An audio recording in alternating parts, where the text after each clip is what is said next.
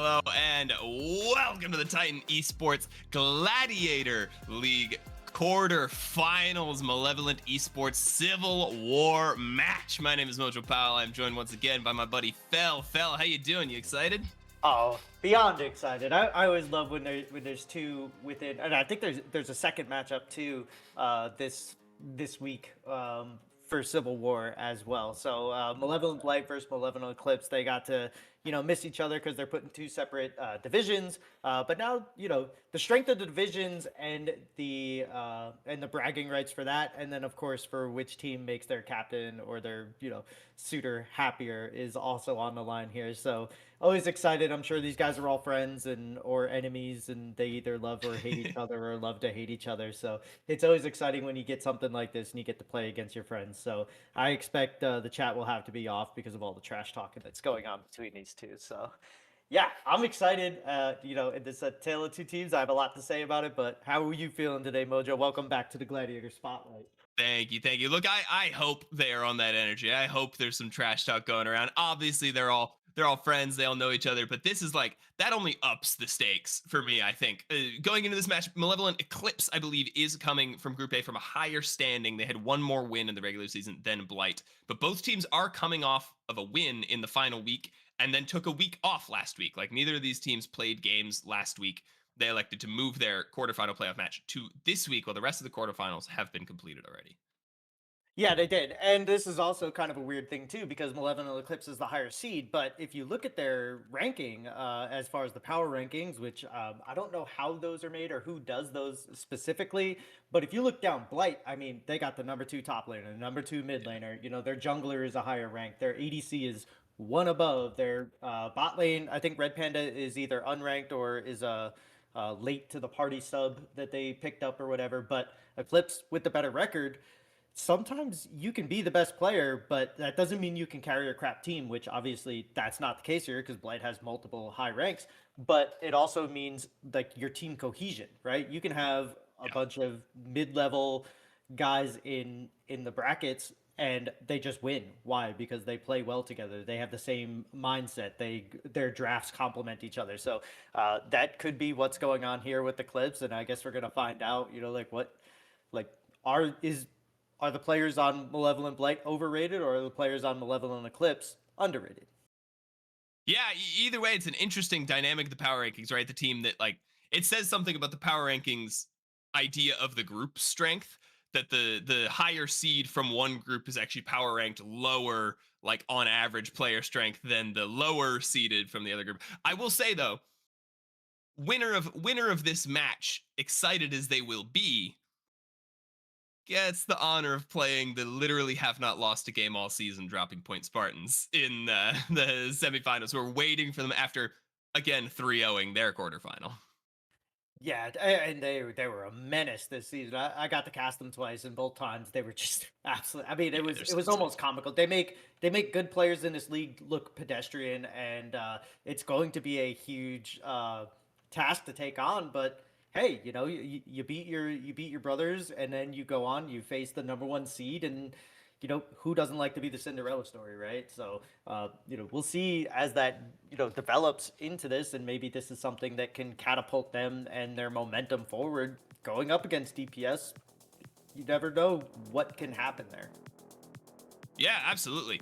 And we'll have to see as we are into the pick and ban phase. An important note that we were clarifying just before the broadcast began: Zehen is not allowed on, I believe, for the rest of playoffs, but at least for this week, Zehen will not be a part of the league. As we see starting here, I'm not sure. I assume there were bans that we can't see, or maybe they have missed bans for some reason. Yeah, the bans just aren't coming through.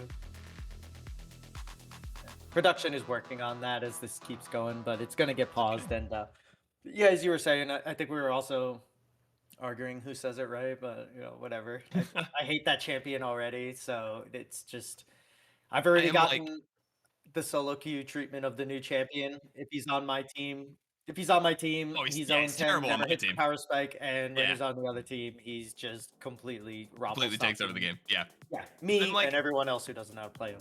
I'm like 10 plus games deep of trying to play him, and I Okay. still haven't gotten him. Like, When he's not banned, I get autofilled. When he is banned, I'm top lane. And then I stooped so low as to like queue a swift play to try and get him, and I still didn't get him.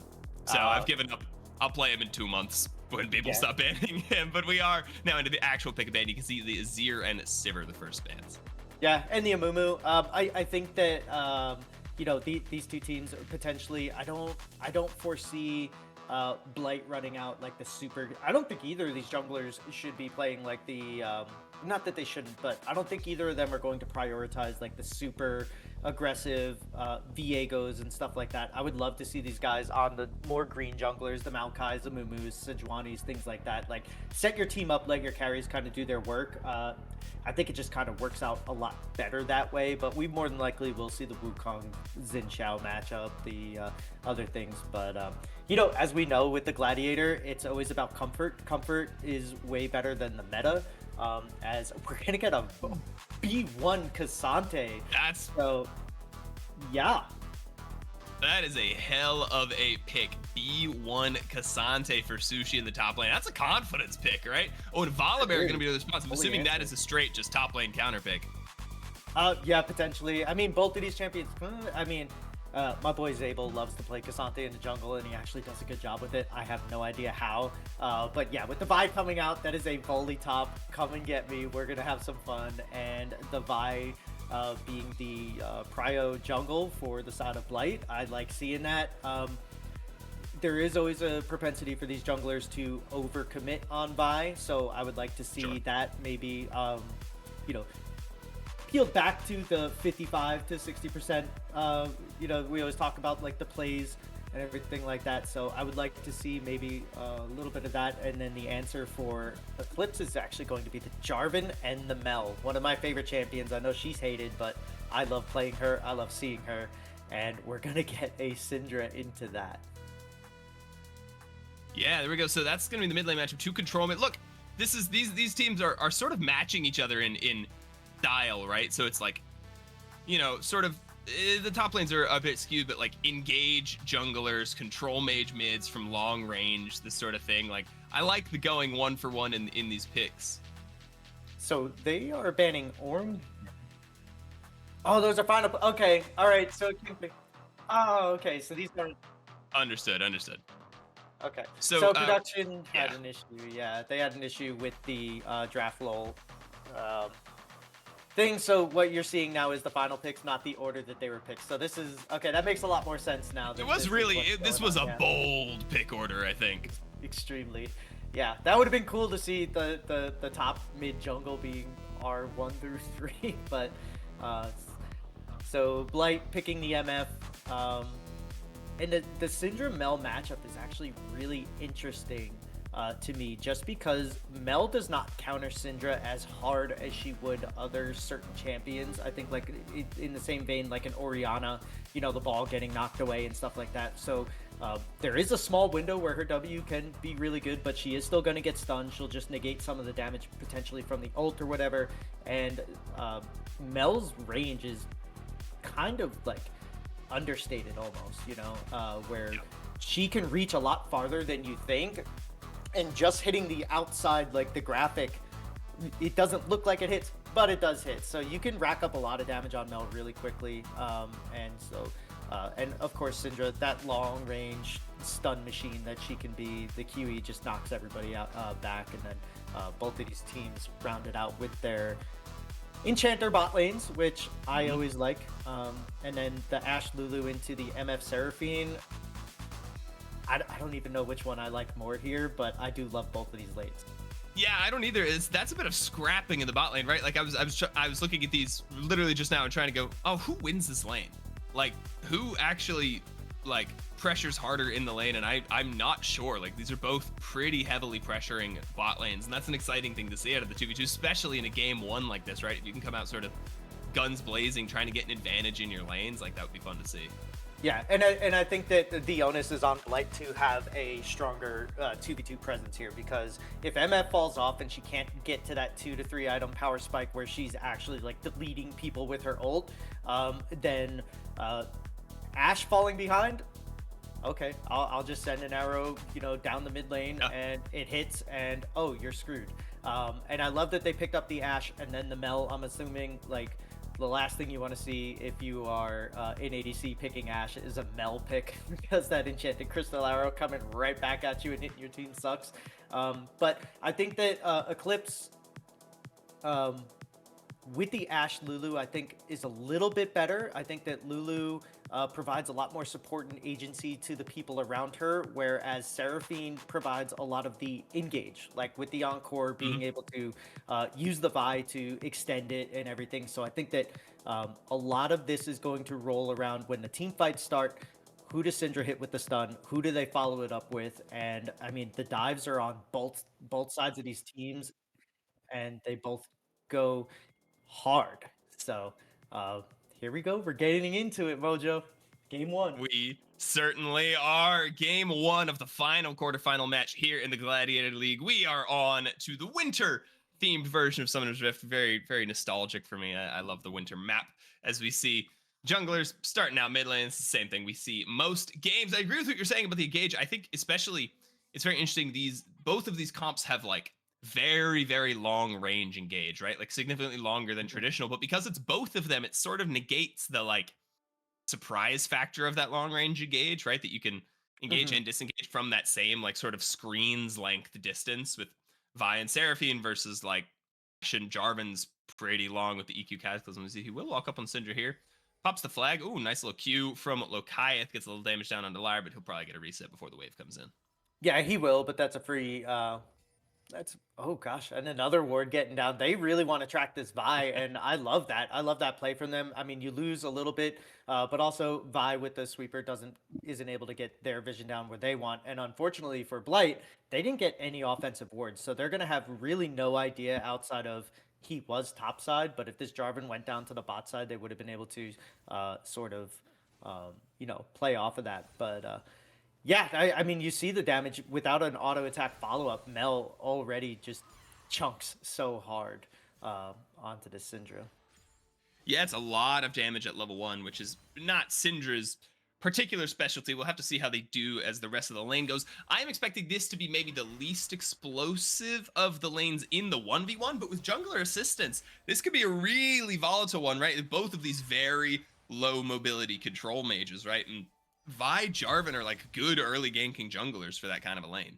Extremely. And both of them kind of have like the Wukong effect that I like to talk about, where they can come from weird angles, because they can hop over walls. They can sort of be a little, unorthodox in the way that they go. And, that is really beneficial for your mid laner. And like I said before, Mel can block damage, but she's not going to be able to block the knockback. So there's two, Vi coming in and getting on top of her, or Syndra being able to get a long range stun. It could be like an instant flash from Lokiath as soon as somebody shows up. And then obviously on the other side, Syndra is going to have like that same pressure, like the same fate if she gets caught out by Lokiath's E or, the Jarvan flag and drag has come through. Yeah, absolutely. You see, they are trading fairly evenly there in that mid lane, about even on CS as well. Lyre, maybe down a couple to Lokiath. Nothing too important to see here. Bot lane wave stacking up in favor of Malevolent Blight, going to push in towards Eclipse, and a big CS lead coming out already for Viper. Yeah, but the one thing they have to worry about now is that the jungle timer and Jarvan is pathing toward the bot lane, so Malevolent Eclipse is going to be more than happy to just sort of let this push into them because they are going to have their Jarvan who's coming around right now, and at the same time, Volibear is super pushed. Ooh. Yeah, Viper has to get the heal and the barrier as they call it, backing off as well. Not going to have to blow any flashes. Jarvan coming in through the river just to establish a little pressure. Neither jungler are going to get much done with these gank looks, though. Both of their lanes are pushing way up. You see Trainer Gain taken really low as well, trying to even up that CS lead. Will even it up as the wave crashes in, but might not be able to stay for it. Actually too low. That's both of the defensive summoners out from both teams here. Yeah, I mean, excluding the flashes, but yeah, that's that was crazy. Like as I'm talking about Jarvan coming up, they just decide to pick a fight. So I think that Eclipse probably should have backed off there, let the Jarvan come through, as we'll get another look at this again.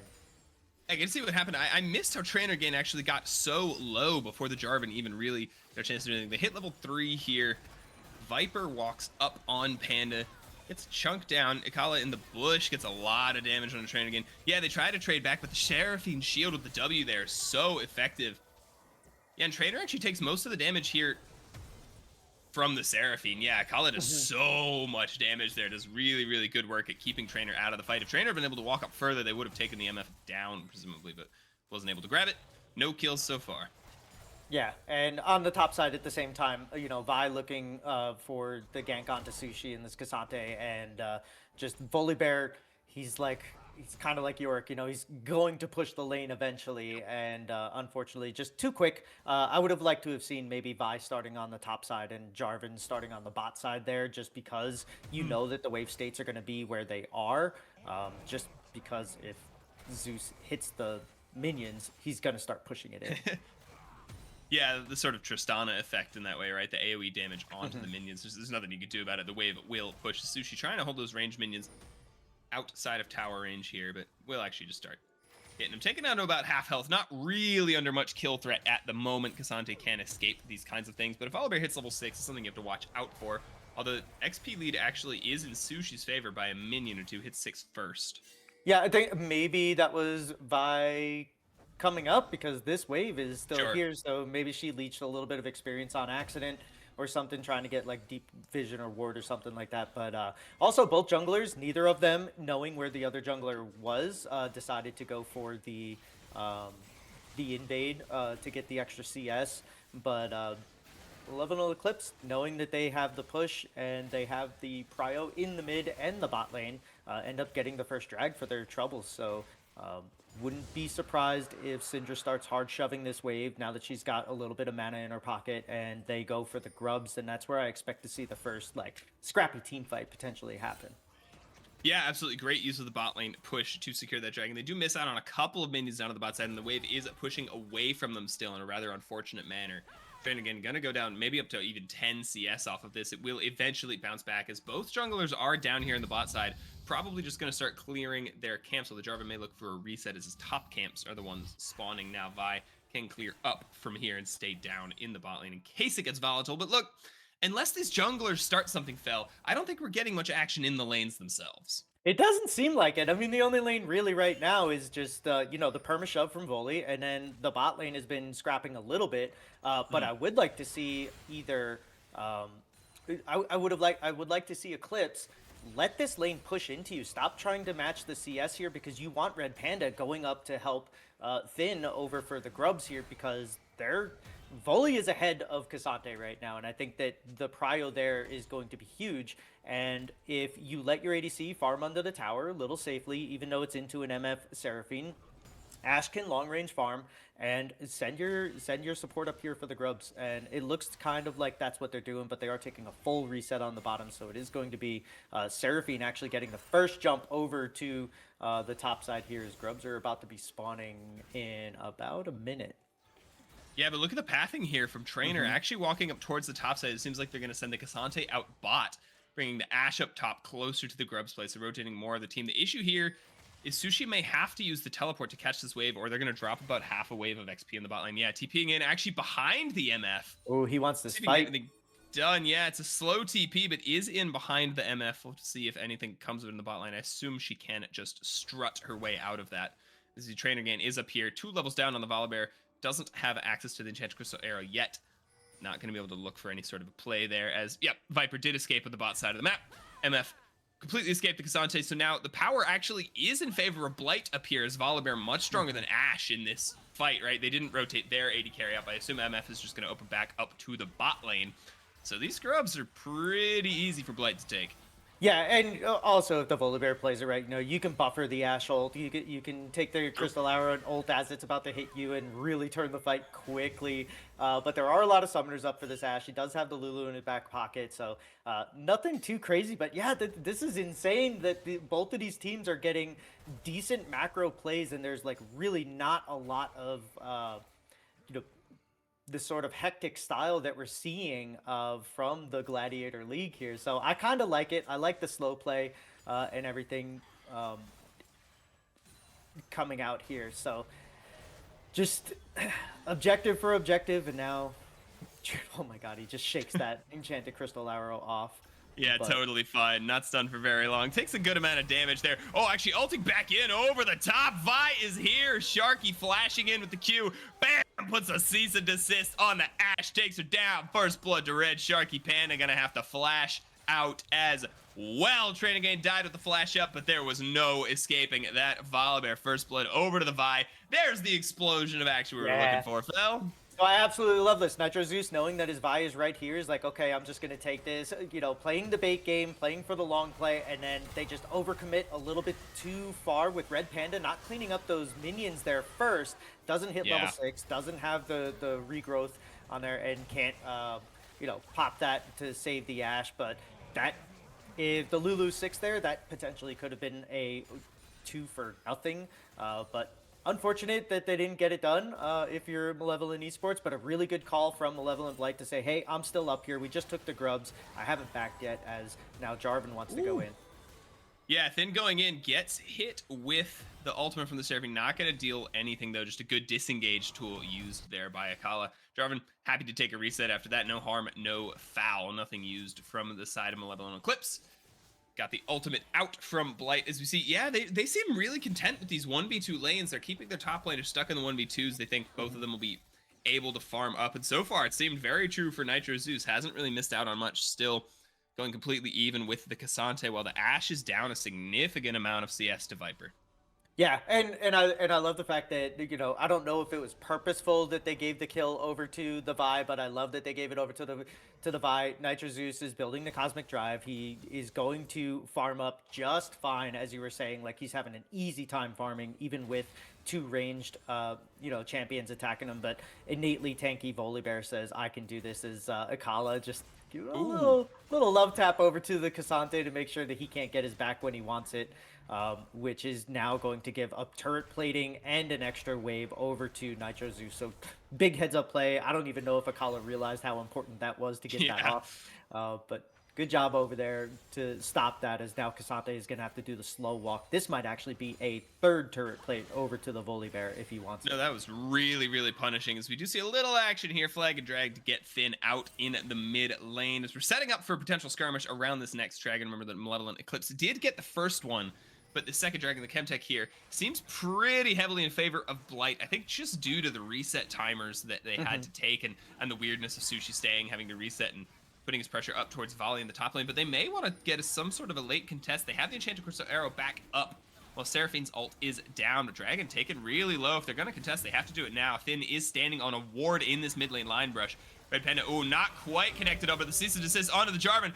Stunned up by the Syndra as well. Barely gets out with the flag drag. Uses the flash to avoid the bullet time. Enchanted Crystal Arrow comes in as a disengage tool. A lot of ultimates used, but no one is down. Dragon and Malevolent Blight. Yeah, it's just a really good call. I actually thought it was a little aggressive at first, and then I'm like, wait, they have nothing. So not only did they have the better timers, but you look at the vision. Now, if they would have put this vision ward a little bit further away so Lulu couldn't auto-attack it, that would have been better. But, they get the vision down, and there's no vision onto the inside here. And Syndra had just a little bit better of wave management in the mid, and Akala on the backside here just, making sure that they're keeping them busy. And then there was just really no avenue of approach outside of a hero play from Thin on the Jarvan. The only other play that maybe they could have done is maybe called for an Enchanted Crystal Arrow down the river. You and I talk about this all the time. I hate the perpendicular arrows like that one, but when they are outside of a Dragon Pit, it is a lot more effective and higher chance to hit. So when they're gonna be grouped around there, it's okay. But I agree, we like arrows going in direction with the lanes. As we cut back to live, Nitro Zeus in a bit of trouble here, was stuck in the Cataclysm. Gonna flash away from the all out with the Q, might be able to run away just in time. Sushi may have overextended, gets in there, takes a couple of tower shots. Zeus lands him with the stun. Vi on her way up, doesn't have the ultimate. And Lucaeth does a lot of damage to Zeus. If he wants to pop the ult, probably doesn't have enough stacks to teleport coming in, though. Liar is here. They want to punish Sushi for using that flash. Nice unbreakable there, but it just doesn't matter. Then goes back in with the flag and drag, and the power is overwhelming from Liar. That is double kill for the Syndra. Malevolent Blight picks up the feat of warfare, and Lucaeth has to run. And they're going to get the turret here too, more than likely, except for the fact that Zeus is so low. But Sushi having that flash and using it late, I think, really kind of killed that play. If Cassante would have flashed earlier and then ulted him back towards Lokiath on this melt, his ultimate was already used, and you see he kind of pushes him back further, and as we'll see this come up. So Finn with the Cataclysm right away, getting the knock up, having him trapped, but he ults here. Sushi ults off on top of that. If he would have just flashed and ulted him back the other way, that is a dead Zeus. Instead, you get under the tower, you almost give him 2 kills here, and then you buy just enough time for the Syndra to teleport in, and they just stay a little bit too long. And I love that Liar did not just pull the trigger on an ultimate here and was able to use it up against Finn. So really heads up play from Liar to get that double kill for herself or for himself over on the Syndra. Oh, and we're back on live, and Thin is in trouble again. Charmed by the Encore, stunned by the cease and desist. The Jarvan 4 is down for the second time, and that is another objective that's going to go the way of Malevolent Blight. They are just running away with this early game. Yeah, they are, and it's like, okay, that was a lot to take him out, but there's nothing on the other side that's going to stop you from getting the objective you want here, right? So, yeah. So really good plays here from the side of Malevolent Blight. Very low risk, high rewards. Is finally somebody is going to get caught out on the side of Malevolent Blight, as Viper is just going to take a little bit too much damage from the Mel, and then kind of a wasted flash. You know that Mel has a charge up, and she's going to execute you. So maybe just taking it and saying, okay, I screwed up, but opts for the flash after the barrier was already expunged. So, not the greatest play from Viper, but I'd flash too. Yeah, not the end of the world. At least Malevolent Eclipse does get on the board, but Blight actually double secured the feats here. They won all 3 of these feats. They won Warfare, they won Tower in the top lane from Zeus there, who's coming in for a play in the mid lane. This Jarvan is in trouble yet again. Finn taken so low and dies again to the unleashed power. This time kill goes to Akala, but this Jarvan just can't catch a break. His flash is so close to being up. Yeah, not just that, but he's just not tanky enough. You get the Sundered Sky, you get a little bit of healing off of that, but just not enough health. Nitro Zeus also had the Volibear ultimate to basically, negate the tower if he had to take another shot. So just really strong play from Malevolent Blight. They're making a lot of 2/3 player calls here that are just working out really well. And every time that they get something, there's not a lot going back on the other side, with the exception of Eclipse getting the 1 kill onto the MF there earlier. So really strong macro play and controlling from the side of Blight here is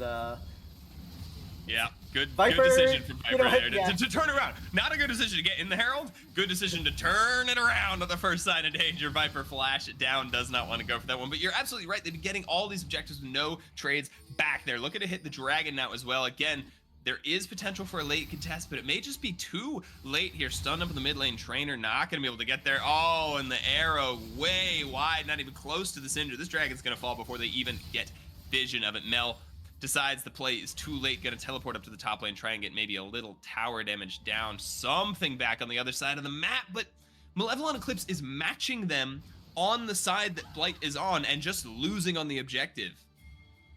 Yeah, they are, but I do kind of like this call. They're sending everybody up top here. They want to get this turret, and the teleport coming in might actually end up being really bad. Sigma is not Volibear.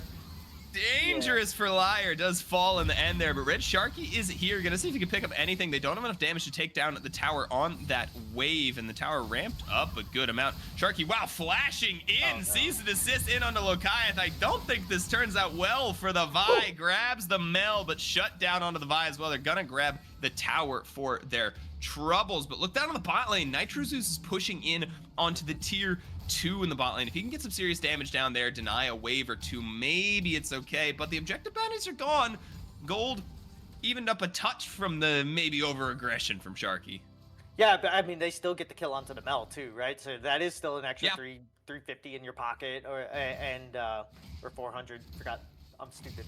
But that is a little bit of extra gold in your pocket. You do end up getting the kill. You got, she didn't end up burning her flash, but get a little bit back for your trouble. Nitro Zeus getting a lot of pressure on the tier 2, and what I would have loved to have seen from Eclipse, since they all went up top, was get the vision. Otacon is going to be spawning next at the 20-minute mark.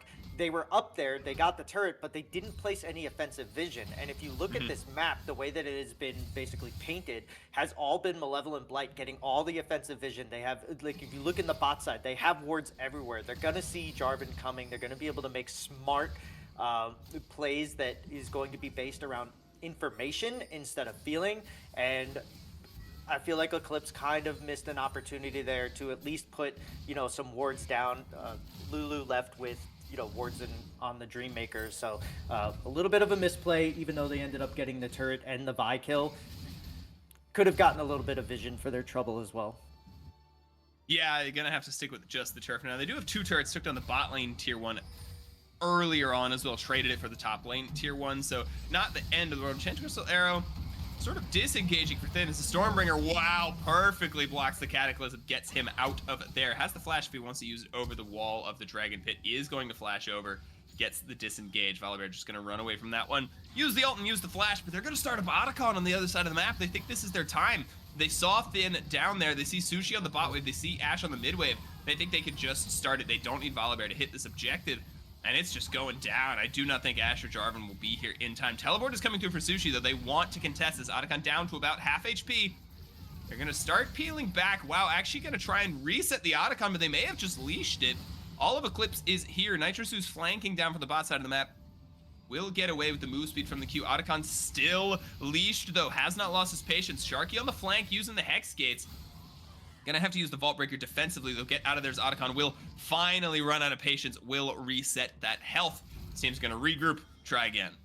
Yeah, I mean, it's just like a little mini chess match, of these two teams just kind of going back and forth. Getting the teleport in from Cassante pushes them off. Getting the teleport in from the Volibear pushes them back off the other way. The Hex Gate use of the Vi does put them in a precarious position, but they knew that the Enchanted Crystal Arrow is already down, so what are they going to use to get you out? So nothing ventured, nothing gained, and really nothing lost either for both of these sides. So good plays, but a lot of resources were used. We do have the bot lane that is going to start slow pushing towards the side of Malevolent Eclipse as we see a small ball is starting to form there. So the onus is going to be on them to start pressuring this Otacon now to try to get this going, as Flash is going to be expended from Lyre because of the Enchanted Crystal Arrow. So good job getting them out of there. Thin wants to keep pushing. But yeah, this is now the entire team for Eclipse is starting to posture for this Otacon, as Vi is still on the bot side. So they're going to be a little bit behind here on Blight. Yeah, this may be their chance to start it, although they have now backed off as well. Viper canceled his recall there so he could stay out for the Otacon fight. Sharky has found Sushi over here. Vault Breaker back in, actually. Doesn't get hit with the third, and Tofo strikes. The Otacon has not been started up. Maybe they want to do it now, but they think they have to get control of this top wave first. Ecologist is going to secure some vision. They have good vision in the Tri-Brush, good vision down in the river and the Banana Brush, although they are losing that control ward as we speak. Sushi clearing out some more vision in the mid lane as well.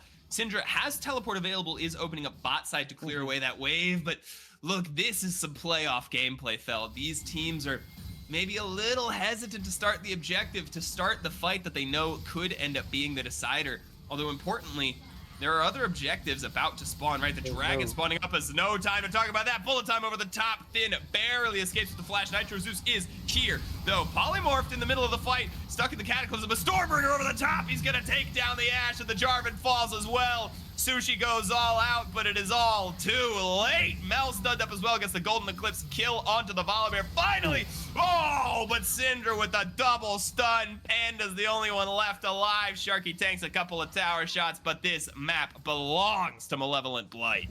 Yeah, it is what we were talking about early on. These types of junglers, the Vi and the Jarvan, which one is going to overcommit to a bad play here? And Thin just kind of does it. He flag and drags over to the top, tries to get MF, and then at the same time, these minions are being cleared away by the tower, and is going to have to flash, takes a lot of damage from the bullet time, and Nitro Zeus is so strong on this Volibear right now. Even with the polymorph, he is able to just hop over. Cataclysm basically is like the good guy play from Jarvan at this point, trying to save his team, but Sushi a little bit too deep, and then on the backside here, just good shutdown from the Mel, but the shield a little bit too soon. It ends up, taking the damage from the Vi on the back end there. So really strong play, and they should be getting the dragon. I believe had just spawned like at the tail end of that play as as they do, yes. So Red Sharky does end up taking that up. They're trying to catch people out, but I don't think they knew that Zeus was there. So that was a Yeah. potentially bad play. But they did see who was it? They did see Akala, teleporting back or recalling back at the time. So a little safe, but yeah, just like finally the big mistake was made by Thin to go a little bit too deep for the MF. You do get her flash, but at the same time, you ended up losing basically a 4-for-1 on the back end there. So unfortunate for Eclipse, but sometimes the aggression just doesn't pay off when you overcommit under a tower. Yeah, absolutely. But taking aggressive plays like this when you are this far down in gold signals a sort of desperation to me, right? Signals the feeling of the game slipping out of their grasp. We all know it. When you're in a game and you're just so behind, you feel these objectives sliding away each time they spawn. They feel that they can't get a grip over the Otacon control. They feel like they have to go for something, feel like it's their chance to find a pick. But so far, it has been all Blight in that category. Thin gets the Cataclysm over the top, but the Encore and the bullet time is going to shut Thin down. Nitro Zeus is in the backline 1v4, but he likes those odds. Flashes forwards, gets the kill on the Lokiath, and that is a clean 5-for-0 ace to Malevolent Blight. They are going to turn away from the tower. They're going to get Baron, they're going to get Otacon, and they're going to wipe this game up. As that fight started, I actually thought that Red Sharky was doing the exact same thing that Thin did, just going a little bit too heavy. This Volibear with no real defensive items. All he has is the Cosmic Drive and the Navarre Flicker Blade, and still is able to just get his resets and heal himself up so easily on against Eclipse here, and then just a little bit of a cattywampus fight for Eclipse there, where Thin and Sushi were just on the other side while nobody was really peeling for Lokiath and Trainer Gain, and they both kind of just go down. Red Panda not able to do enough on this Lulu to keep both of her carries alive, and just like a fight that basically is they're getting smacked around with the wallets now, right? Like, so at this point, it's on Eclipse. It's on Blight to lose the game, but it's on Eclipse to just turtle as much as they can and try to maybe punish that a little bit better the next time that an overextension presents itself, but maybe not try to go too far into the back line and just, I don't know, peel a little bit, maybe get the Volibear or the Vi, and then walk away if you can. But trying to go for the all-out 5v5 and having Cassante get into the back line where Seraphine is actually peeling really well for this MF, and Lulu can't peel as hard or as well for this Ashe. Yeah, but it's so hard to even look for that kind of a pick. I mean, look at these item advantages, especially in the top lane for Nitro Zeus. Up 1.5 like completed items over the Cassante, right? Without that, but I mean, 30 CS lead for sure, but that's all coming from kills and from towers. Just completed the full Spirit Visage as I'm speaking. Sushi maybe a little caught out in the bot river, stunned up by the Seraphine, makes his way to the blast cone with the Pathmaker, actually gonna get out. That is the cease and desist used from Red Sharky, and Sushi didn't have to expend anything to get out. Enchanted Coastal Arrow did go down, but that cooldown famously quite short. Now the next dragon won't be up for another 1.5 minutes, but they're gonna try to use this Baron push with the pressure they gain from forcing Cassante to recall, maybe get a tower down in the mid lane, but the cease and desist is a big cooldown. Yeah, depending on the runes that Trinagain took, I think that you're going to have about a 60-second cooldown on that arrow, which, it will be up soon. It's not up yet, but it's about halfway there now as, Lokiath having to use her shield to basically negate damage. So, I think at this point now, they're just getting kind of pushed in everywhere, and they're going to have to make a play as they do go on to Zeus. Yeah, making plays is Zeus's thing. He makes the counter engage every single time. He gets the Stormbringer over the top. Sushi goes all out, but a little over aggressive. Can't get the Pathmaker out and does get shut down. Liar and Rampage, and he picks up another double kill for the Syndra. He is cleaning up these fights. Red Sharky Vaultbreaker in doesn't quite connect. Will fall to the towers at the last second. Trading Gain grabs one, but Liar does not miss. It is an ace for Malevolent Esports. Blight, this Syndra is disgusting. They're going to take down these towers. They're going to blow up the snow globe Nexus, and they're going to move us to game number 2. Malevolent Blight takes game 1. Yeah, that's how you can tell how far ahead you are in these games sometimes, when your bullet times can literally miss like 3 team fights in a row and you still get the cleanups and you still get the kills. It just doesn't matter at all. Really, Yeah, Blight just playing that early game so well and getting themselves the lead that they need to just basically to just stomp through. I mean, from minute 16 and on, it was all Blight all the time. Every single fight that they took and every single fight that they wanted, they got. And just unfortunate for Eclipse that they fell so far behind. Sushi on a tank was basically getting just completely shredded in this one. So, um, I mean, it's only one game, and Mhm. there's a lot of really strong picks here that were taken out in the first one. So, we're going to start getting into these champion pools. And if your champion pool's thin in a fearless draft, especially in IVSG or, Plat 4 and under, like, it's going to show. So it's now on Blight to keep this going and get the drafts that they want. And to kind of continue pushing this momentum up against their brothers in Eclipse. For sure, but the momentum is pretty heavily swinging in one direction. I mean, that is a statement of a game one for Malevolent Esports Blight, right? That is exactly the kind of game one you want. You want to come out, you get such a heavy lead like this. I mean, they were winning from minute one in almost every lane, right? The first blood up at the top lane with the sort of reversal in the 2v2, which Zeus did like 4 times this game, right? He never got caught without at least going 1-for-1 or 1-for-2, even in 1v2 situations, 1v4 situations when he's like Stormbringering over the top in the middle of the team fight, like in 1v4. It really felt like the name of the game for them was that Zeus and Sharky were just everywhere they needed to be, right? Sharky had 100% kill participation for a good chunk of the game until like a random solo kill in the mid lane happened, and then he couldn't keep it up from there. But like the Vine, the Volibear moving around the map together were just always at the play ahead of time.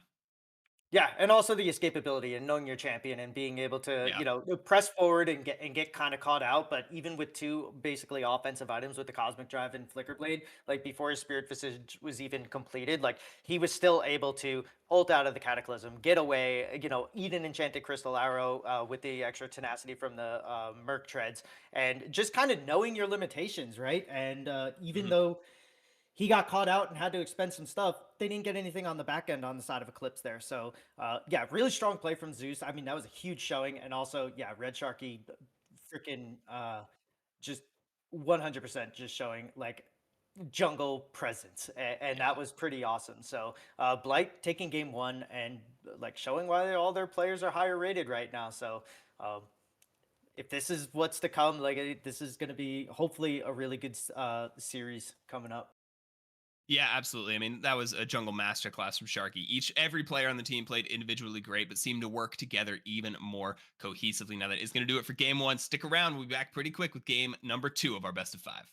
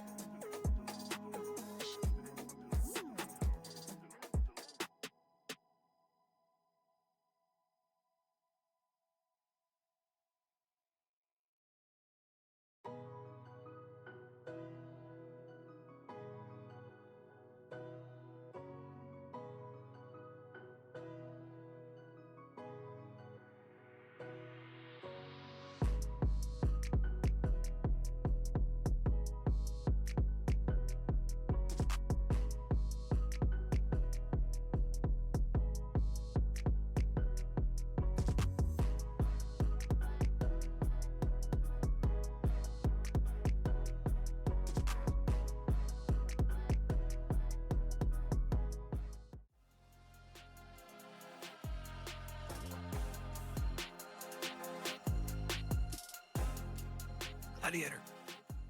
Hello and welcome back to the Gladiator League Quarterfinals Malevolent Esports Civil War. If you missed it, Malevolent Blight took a very, very decisive game one, but this is a best of five, fella. We're in the quarterfinals now, right? Anything can happen. You can reverse sweep, you can come back, it could be 3-1. Truly, game one, although it sets the tone for the series, does not by any chance mean that Eclipse is out of this. No, it doesn't. And like you said, it sets the tone, but you also have to be wary of the tone that you're setting, right? If you're Malevolent Blight, you need to make sure that this game, you take all the good things that you did from the last game, the deep vision, the shot calling, the patience in team fights, waiting for your opportunities and your flanks, and for Eclipse to make a mistake, because that was kind of how everything happened, right? Like Eclipse would just overstep, or, the mid lane play within, where he really kind of, like, that's where the game really snowballed out of control, where Jarvan goes after the MF under a tower flag and drags it in, go. And so taking advantage of those and doing everything, make sure that you still have that patience. And if you're on the side of Eclipse, you need to start looking at yourself and say, okay, our comp wasn't terrible, but it did start to fall behind and can't play it. What they need to do is make sure that their communication is good, that their motivation is right, and they just need to make sure that their heads are in a good spot and they don't take it to heart too bad. Sometimes it's better to just get your butt kicked and mollywopped, and then say, okay, these are all the things we didn't do. Let's move on. Game one's away. Let's win game two and get the series straight. Yeah, absolutely. Shrug it off and move back into game two with some learnings. Now, those learnings, I would say, are like getting to the objective first and setting up better vision.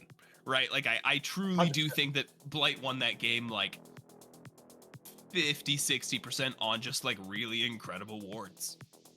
Oh yeah, they were able to catch basically anybody that they wanted out of position, or make the right calls for the objectives, just knowing where Jarvan was or knowing where Sushi was. And so, yeah, they need to keep up what they were doing. Eclipse needs to take a page out of their book and get into that as the drafts are coming through, and Amumu and Azir are going to be banned by Eclipse. Eclipse decided to stay on the blue side for this, so they still want that B1 pick. Hopefully it's more effective than their last one, because although Kasante's a strong champion, it did not do its job last game. No, it didn't quite work out. We will be in pick order for this game. Right. We will get the draft in. Yeah, it wasn't actually Kasante. We don't know what it was, but maybe it was Kasante. Who knows? Here we go. Probably. Bans do seem to be almost exactly the same, if not exactly the same. Mundo, Sivir, Lilia actually now going to be banned from Malevolent Blight. Amumu, Azir, Maokai, the bans for Eclipse. Thinking of power picks that are up here. I'm thinking for B1, things like Wukong. Wukong, Jinx. I mean, we see it so. There's Jinx. Look at that. Right as you said it. This is what I do. I mean, this is such a good, strong, let's protect the president pick. I expect to see Blight probably take away the Braum here from them. That's a good one. Ori? I like the Nocturne. So I know that they're banning away Amumu and Maokai because they're super duper strong, but Sharky on that Vi, on an engagey champion, is so strong, and I see your face there because the Orianna comes through. The faded Ori Nocturne Ball delivery system is the only thing that is cooler than the Malphite Ori. I absolutely do love it. However, I think that too much priority sometimes is put onto trying to execute it, and especially at this level and all the way up until Diamond, like, players still kind of screwed up. So we'll see how that ends up going. Is the Janna to go along with the Jinx, and the Xin Xiao are also pulled out. Yeah, Kai'Sa going to be the pickup there for Viper as well. Goes well in this sort of dive comp, can dive in with the Nocturne. I want to say a little personal anecdote about the paranoia shockwave kind of thing. A buddy of mine and I figured out that you could do it with Mbessa ult. You could do public execution and shockwave combination, and we lost a good amount of LP trying to pull that off. Like getting into winning situations in the game and then being like, no, we have to do the thing, and then like turns out that ult you can just miss. So both ults end up completely whiffing. It's a terrible combo. Please do not try it at home. I tried it at home and it sucks. But paranoia shockwave, at least you can't miss the Nocturne, right? You can absolutely mistime it. I completely agree with you. I think even in pro play, right? Even at the highest levels of play, we see teams overcommit to this strategy. Just saying, hey, this is the thing we picked them to do. This is the only thing they do together. When like, no, you can just play the game as if both of these champions like are just independent champions of the game, right? Yeah. It's not always the best use of your shockwave to put it on the Nocturne. As we see Leona going to be the pickup in the bot lane for Ikala, turning away from the enchanters, grabbing a little engage support. Yeah, I love the Janna pick here, even more so now that with the Xin Shao, because these two champions both do the same thing. So many times we'll see like a Xin Shao picked up and then somebody that relies on everybody being together, like an MF or something like that. So the Xin Shao and the Janna both being able to knock the Nocturne, the Leona, even the Kaisa away from their Jinx. I mean, they're going to be able to play Protect the President without really having to try, right? Like their ultimates both can't really miss because they do offer a lot into their, you know, Xin Shao can actually block Kai'Sa's W from, you know, starting anything, and then they round it out with the Ornn, which is a good neutralizer. And then I'm actually excited to see Nitro Zeus on this Aatrox. If he can play this champion as well, anywhere close to as well as he played that Volibear, I think that that Sushi's gonna have a really hard time. But I do like, after seeing how Sushi played Cassante, I do like seeing him on this Ornn, more of a go button than a separate from the team and still end up dying because I separated myself from my team into 4 of them. So, I mean, that happened a couple times. It's going to happen on Cassante, especially when you're pressing buttons real fast. But I do like the Ornn on him. It's going to add so much value in gold-wise to the items for the rest of his team. And I think that Blight actually have a much harder comp to pull off this time into Eclipse. Yeah, I agree. I think you're completely right about the Ornn pick. I think this will do for Sushi what they wanted Cassante to do in the last game, right? It'll make space in the team fights. He'll be fine in the side lane. Like, he won't be getting completely gapped in the late game side lane. He'll provide some scaling value to the team comp, like, but on a much easier to execute level, right? In a less, like, hyphy, sort of get dizzy going in level, it's fine. You get the Ornn, you make space in the team fight. That's a-okay. Now, I will say the thing about a Protect the President team comp like this from Malevolent and Jinx, not the hardest champion to pilot, but the President's got to do some work, right? A lot of the damage that on this Malevolent Eclipse team comp does come down to the Jinx, and there's not a ton of free hittable targets on the side of Blight, right? You're hitting into an Aatrox, into a Nocturne on your face, right? So if the team does a good job of keeping them away from trainer gain, he can get some work done. Did take the cleanse in the matchup, but we'll have to see if he can do it as we are loaded onto the Rift here for game number 2. Malevolent Blight coming into this one with a huge momentum advantage, right? I agree that the sort of onus of execution is on them, but it's a really, I'm okay with picking this kind of team comp in game 2 of a best of 5 when you stomp game 1. Yeah, absolutely. And then, you know, there's a lot of really strong picks on the side of Eclipse. So if they lose this one with the Jinx, with the Xin Shao, and then the Ornn in the top lane, like that's a lot of really, that's like you said, like kind of like easy. And not that Ornn is super easy to pilot, but depending on who you ask, but like a lot of really easy champions to prioritize and to kind of pull off what you want to do. And then if you're Blight, this is a fun comp. This is an in-your-face. We want to go. We want all the havoc here as Red Sharky playing the good guy, sweep it away that time. So I like that play from them to get rid of that. And now kind of faking him out. What side is he going to be on? As now Xin Shao is going to be pushing down to the bot side again. I would love to see this time Trainer Gain and Red Panda kind of play this lane a little bit better around the 2-minute mark. They need to be talking to each other and saying, hey, we want these waves to come back to us because Xin Shao is piloting towards us right now. And Nitro Zeus doing a really good job of just denying XP and farm from Sushi here. So playing that matchup really well. But yes, I want to see the wave management from Eclipse done properly this time with their jungler. Yeah, I agree. It would be nice to see. We see the way that they're pathing. It is the same as game number 1. Xin Shao pathing down, Nocturne pathing up as Viper and Akala putting the hurt on in this early lane. Oh, Zenith Blade lands on a Trainer Gain, uses the cleanse a little bit early, doesn't dodge the stun. Ignite is down, and Trainer Gain has to back off. Didn't take the barrier this time, so really punished in that exchange. Might have a hard time walking up to the wave now as Akala's going to claim this bush for himself, and Viper's going to slow push this in. Trainer trying to heal up with some potions, but really dangerously low. Yeah, he is, and one of my favorite things to do when I'm playing against the Jinx is to just see them farming with their W, and that's kind of what Trainer's gonna have to do here. So good job as Sushi getting caught out by Nitro Zeus is just, man, he's just carrying this from game one and playing this. But Ornn, especially levels 1 and 2, not going to be the strongest in fighting, and Zeus playing this lane really well. If he can crash this wave and have it reset and come back towards him, he might actually be able to get Sushi to push out as Nocturne comes up. So we'll see if the wave management from Zeus is going to just be complete tempo push, or if he's going to try to get the first blood a little bit earlier on this game. Yeah, we'll see what he can do. A little bit of a CS lead is building up here in the mid lane for Liar. But the same as last game. Oh, Zeus flashing in with the Q3. Just barely not enough damage. Sushi lives with the help of some biscuits and a refill. We're going to have to take a recall as this wave is crashing in. We'll probably miss a couple of minions for that. Now, Zeus did expend the flash. Is a little vulnerable here if Finn wants to look for a gank on the next clear up. But with Nocturne in the area, not under any immediate danger. There's a teleport coming in from the Ornn. Yeah, and I think that Lokayeth here actually had a really good opportunity. She did, as we were panning away towards the top lane, did land a charm on the Lyre and got a really good trade off against this Orianna. Is Zincha flashing in but causing a flash out of the Orianna as we're speaking. Did get a charm and a good trade, but then stuck around and took a lot of damage and ended up missing a couple minions because of it. So a little bit of a misplay, I think, by Lokayeth here, but teleports back in, is fine, is still sitting a little bit under this Orianna on farm.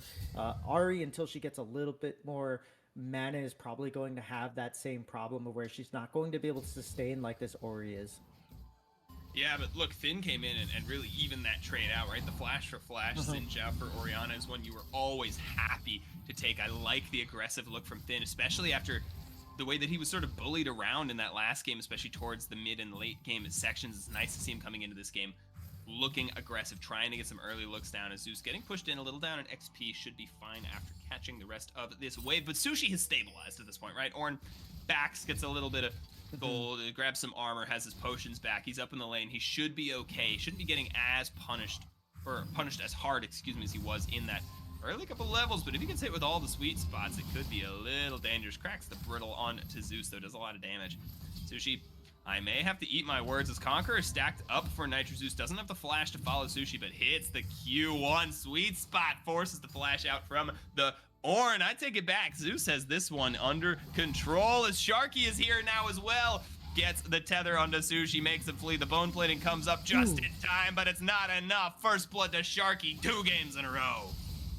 Yeah, and Loki is having to flash out from there as the Xin Chao is coming up. A little, really good, just, I mean, just taking advantage of your lanes there. And as you were saying, Nitro Zeus, like, turning that one around as Eclipse is, now that the Nocturne has shown himself topside, it does get the kill, but they are going to give away the first objective here. And we saw this in game one where Eclipse got the first dragon, were poised to get the grubs, but then kind of gave it up with some bad wave management, and then I think an ill-advised fight where they ended up getting low. So if this continues the same way as game one, we may end up seeing the tables turn against them here. But Sushi wanting to go back in as Zeus go pop the ult. Yeah, World Ender comes out, but he just doesn't have enough healing. A little bit of an overstay from Zeus there, and same happens on the bot side. Viper falls down with both sums up, caught with his pants down a little bit thin. It comes in for the gank. A little bit of life from Malevolent Eclipse. They're on the board earlier this game. Yeah, they're up 2 kills now. They equalize the gold, even though they're losing in CS pretty much everywhere. They do, with the exception of the jungle, they do end up getting the gold back even. They're 2-1. And let's see how this developed, because like you said, she did end up having both of their summoners up at the end there on the Kaisa. So we'll see what happens here. Zeus, we know where you're at, man. Like, you gotta do better than that. You can't be backing there, especially with no flashes. Even though Ornn doesn't have the horn to pull, which he will for the next fight, just a little bit too much there. As we said, at the same time on the bot side here, just getting picked up. But we are going to see how this develops here, because the Drake is taken, and then literally just. Was that a DC? That must have been a DC. There's no way that looks like a DC or there, something. But... I mean, he was standing there, but he missed a cannon just standing there. That Had to be something like DC. As we see back on live, though, a little action in the mid lane. Jungler for mid lane trade for Malevolent Blight. But that works out nice for Eclipse. Ahri may miss this next wave, but they do claim the feat of warfare. Now, 1v1 on the bot side. Viper getting the best of Trainer Gain here. Maybe win a little AFK in that last fight. Not out of the game whatsoever. Pretty even, and items down about a long sword to the Jinx. Not the end of the world for the Kai'Sas. We see Sushi getting aggressive up at the top lane. Call of the Forge God comes in. Oh, pulled back just as he dashes in. Zeus escapes with a sliver of health. Panda Majors auto him down. Yeah, he does. Janna picks up the kill at the end of the day there. Zeus now 0-2. A stark contrast to last game's Trainer Gain forced the flash away from the Zenith Blade, while the rest of Eclipse picks up the grubs. They're going to get all 3. They're in command of this early game. They have bounced back. Oh, they totally have. And this is kind of one of those games where, like, Trader Gain should be reciting this in their head. Sometimes it's better to be lucky than good, because that flash literally escaped the Zenith Blade and the Kai'Sa W at the same time. So, like, you literally just one flash for 2 abilities that if either one of them hit you, you're probably dead. So good job on them to have that happen. And yeah, like, Eclipse is really being the proactive ones here, and with a comp that has potentially better scaling with the Jinx and the pick potential and all the defensive metrics that they're given with the Xin Zhao ult, with the Janna ult, like they could really use this kind of momentum, but they have to keep it up. They have to keep making good decisions. They have to get this dragon here and get the feats early on and not leave it up to chance over, you know, the 3rd Drake if they end up falling behind here somehow. So good job so far. The Sushi doing way better than he did last time. As I say this, Nitro Zeus is actually catching him out in pretty much every way that he wants, but he'll be able to get away from... Nope. Yeah. He gets the better of him in this trade. Sushi should be fine. Let's give you Q3 sweet spot does a good amount of damage. Zeus gets a bit of hurt on him, and he's gonna be able to catch this wave just fine. Holds it just outside of the tower, actually.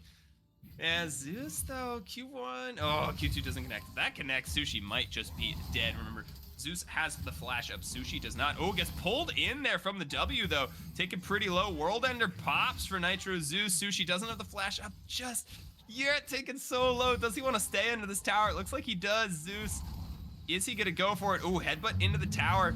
Not gonna be enough. Yeah, Q1, Q2 is gonna do it. Nitro Zeus 1v1 tower dive. Well played to the Aatrox. Flashes out in style to avoid the tower dive. That's a lot of minions that Sushi's gonna miss as well, but the action doesn't stop. We got a little skirmish down here at the bot side. Oh, Akala going in with the Zenith Blade. The solar flare is popped as well. Monsoon to disengage with the Janna, but the killer instinct into the backside. Voltaic Viper is picking him off with a shockwave. Grabs 3. Liar with another cleanup in the team fight. Does what he did last game. Comes in last minute. Picks up a double kill for Blight and puts him way ahead. Yeah, and I think, like, as soon as that fight is over, they have to be telling Chernigan, hey, run to us, not away from us, because what ended up happening is the Monsoon pushed the Nocturne, basically gave him a second free ult, right? On top there, and just basically repositioned Nocturne right back on top of Jinx, so you can't protect somebody that's that far out there. And then the teleport coming in from Liar, just a really good shot call from Malevolent Blight to get themselves back in this game. They're now up a ton of gold. I mean, 2,000 gold and a literal ton. And then, you know, getting the dragon now. And as we were saying earlier, if you're Eclipse, you want this 3rd drag. You cannot make a mistake before the 3rd dragon. And now they've made it, and now it's going to be a flip around the rift. And if they lose the rift, it's going to be a flip on the 3rd dragon. So Eclipse needs to reestablish, get back, take a breath, and just put this game back to where they had it. Which is completely in their control. Yeah, I am. Ooh, maybe you can eat the thought I was about to say. Liar, fancy feet, avoids the wind, becomes lightning, does not avoid the charm though. Shut down on the mid lane from Lokiath just as I was starting to, I didn't even get to say it. I was about to praise Liar and then falls there to the gank in the mid lane. Sushi, a little trade on a Nitro Zeus, who has the World Ender, should be fine in this trade. But what I was gonna say is I've been so impressed by Liar's team fighting so far in this series that I just can't get the praise off, because the fights don't stop. Crescent Guard pop for Thin. Zeus wants to go in, but this is not working out the way it did in game 1. He is gonna fall with the World Ender on. 2 kills, easy to Malevolent. Thin's picking up some plays. He is, and one thing that I love about Lokayat there is the hardest skill shots are to hit are the ones that are right in front of your face. Like, how many times do you play Morgana or Ari or something, and you throw out a Binding or a Charm as Nocturne's looking to dive here, and I think they're probably going to pull this trigger, so I'll be quick. But actually held it off until Thin got the third Q knockup onto the... Yep, as it goes Ooh, yep, here it comes. The engage is in. Solar Flare on top. Paranoia comes in over it. Red Panda forced to flash out. Sharky, ooh, takes one too many tower shots. It was heated up. Does fall. Ends up being a 1-for-1. But Train again gonna miss a couple of minions. I think it's overall still worth for Blight, as there's no objective up for Sharky to miss out on. And Viper's gonna get some free farm. Got the flash in the Janna as well, but could have been a cleaner. It could have been, but I think that if he walks out of that tower, we saw him do the stutter step, then he probably would have ended up killing Akala on the Leona. I'd much rather let my support die than my jungler, who is, 3-1-3 at the time of his death. So a choice is made, and they go with it. So, not bad. And what I love from Red Sharky there on the Nocturne is he actually buffered his W to make sure that the Janna ult couldn't push him any further away. So ends up, not taking any crowd control from that there. And man, these two top laners just love fighting each other. I love it. They were just standing in each other's faces, smacking each other back and forth. Although this time, really not dealing as much damage as he was earlier. Sweet Spot's not quite connecting. Conqueror stacked up just at the end of the trade. Sushi's fine to take these with the Bramble Best. Sunfire not quite completed. Although he does take a little damage from a Q2 there. We'll see. Akala looking for a play in the mid lane, hiding off in the line brush, but Lokayat has flash and is playing Ari, so probably fine. Sharky down 1 level, taking this 1v1 in the river, but Nitro Zeus first on the move. Crescent Guard is pop, but Thin is taken really low. Akala moves up from the mid play, finds the top play instead. Kill goes over to Nitro Zeus, a much needed inflection of gold to let him keep bullying this Ornn in the top side. Is Thin caught out in the river. That's a familiar feeling from game number 1. It is, and I think that the longer that this game goes on and the more that these guys fight, the Conqueror is going to be less useful than the Grasp. As the Nocturne ult's coming in, they are going to try to turn this one around here. Yeah, Sharky's low, but goes in on a Red Panda, forces the Monsoon. Oh, but the Solar Flare is huge, and the follow-up Shockwave Liar does what he does best. Grabs another 2. Akala lands a Xenoblade on the tower as well, and Blight is styling on them under this top tier 1. They are, and this is now the time where the rift is open. Blight is poised to take it if they want it, but it doesn't look like they're going to. So potentially, if Thin knows that they all back here, he could go for this and grab himself at least the feats. But yeah, just a great use of the Nocturne Shockwave that we were talking about earlier on. They actually pull it off, and it worked out really well. And then Akala with a great Solar Flare at the end there to just lock down 2 members of Malevolent, Eclipse, and basically guarantee those kills. And they probably could have traded another 1-for-1 against Sushi if they would have wanted it over in the top lane. So great calls, way to get yourself back into this game. And these are the things that these teams, like, it really shows a lot about your character and the strength of your mental when you're falling behind and things aren't working out, and then you still find plays and you still make things happen. Yeah, and Liar has just been so crucial for this team in cleaning up these team fights, and as I say it, he does it again. Shockwave on 2 in the mid lane, picks up a solo, almost double kill, but not gonna be able to get out of here in time as Ornn and Xin are here. Crescent Guard is pop, but Thin stunned up, fleeing away. Look, IFTP's in though. Might grab a pick on the Viper, but the Killer Instinct gets him out just in time, gets into the line brush and grabs 2. Viper, are you kidding me? Lives through the mid-fight. Zeus flashing in a little aggressive under the tier 1. Pops another emote as he is wont to do as Sushi dashes in. Don't think he meant to do that. He went in, fleeing away from the Nocturne, but Zeus taking up another tower shot. He's just gonna fall to the overextension. Oh, and the Super Mega Death Rocket comes in. Jinx died, respawned, fired an ult, and got a kill in that team fight. It is a bloodbath here in the mid lane, but oh my god, Viper, that was sexy. Yeah, that was awesome. I love plays like this where it's just so long and extended, and Liar just catching them out that they're like, oh no, she just used her ult, but back up, probably right on cooldown, gets that off, and then I can't say enough about Red Panda here, doing everything that they can to basically negate this. And then yeah, the charm comes out, but we'll take Viper doing such a good job of realizing, hey, I have my ult, keeping their cool, getting a double kill really quickly here, and then this is just overconfidence here. This is yeah, for fun gaming. like as soon as he does that, they're like, okay, Red Panda's low again. Oh wait, never mind. Sushi is actually tanky. He probably has at least 30 stacks of grasp that he's hit here. And then yeah, the Jinx rocket following up from the backside there. The parallel rockets, much akin to like the Enchanted Crystal Hours that I was talking about last game from Ashe, works the same way on Jinx. If you can put it down a lane where you know they're kind of going to be at, you have a really good chance of hitting that. And the fact that the Ornhorn was what Nocturne had used to his W on, gets a free kill over to the Jinx. It's absolutely huge. And in IBSG, we say all the time, the 3-kill Jinx marker is where the game turns around, whether it's 5 minutes in or 45 minutes in. Once the Jinx gets the 3rd kill, that's when everything kind of turns around in your favor. So we'll see if that one carries true here, as she's sitting on 2-3-1, but about to, there's a big shutdown on that Nocturne and a good 400 gold that you weren't planning on having. Yeah, and the timings of those deaths were crucial as well. To overstay when they could have just turned off and gone to the Drake means that Eclipse actually picks up the Drake off the back of it, which is their 3rd objective, and they got 3 kills first despite being down in kills now. So that is the complete feats of warfare over to the side of Malevolent Eclipse off the back of just an overextension from Zeus, right? Getting a little cocky under that tier 1 tower, as he will pick up a tower for himself down in the bot lane. Their gold lead is still standing strong at about 4,000, but the feats gone the other way, and a little dragon stacking for Eclipse is just going to buy them so much more time to keep themselves in the game.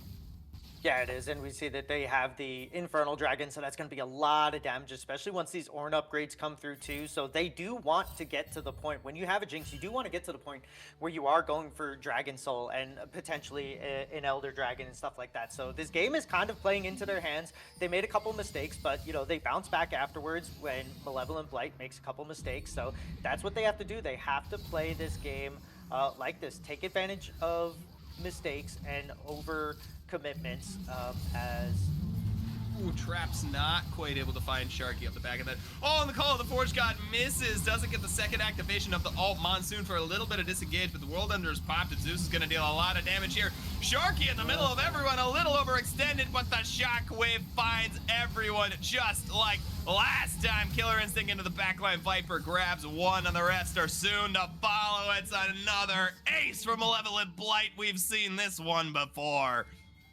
Oh my god, and here's another, like, something that you don't really think about. The Nocturne ult, making everybody blind to basically anything that's, like, not within, like, 500 units of you, allowed Liar to get the teleport off, flash forward, and nobody reacted to it because they couldn't see it. So in the darkness, it doesn't always have to be a Nocturne ball delivery system. Sometimes it could be a Nocturne ult blinding, and then Ori coming through over the top. So I absolutely love that play for both of these two. That was crazy. And of course the follow-up from Viper as Jinx flashes away. She holds it, chases him down, and yeah, just a really good job overall from Malevolent Blight. That fight almost took a turn the other way, but that Ori Shockwave was insane. Dude, and look at this Orianna build. None of this completely vegan, like, Seraph, Roa, Ori that we see in pro play. No. Blackfire into Deathcap didn't complete his boots. Built the Rabadons before tier 2 boots. Like, this guy wants to deal damage. He knows what his job is, and he knows he's not under threat. Really, that's what it is, right? He knows he's not under threat in these team fights. He knows that his team is the aggressor, and he just needs to get his damage off. That's the important thing. Even if he falls afterwards, he doesn't have to be that tanky. And look, it's working. He is one-shotting Trainer Gain with like 1 rotation of spells. Yeah, it's so strong, and they're gonna have to do something. Janna's gonna have to put double shield duty on this Jinx. Like, it's gonna have to be before the fight starts, on cooldown. Just, you're gonna have to spam that E so much if you want to keep this Jinx alive, because like you said, this Ori does a ton of damage. Nocturne going for the Sterix, I like that because you don't want to just engage. You're the ball delivery system, you're the blinding system.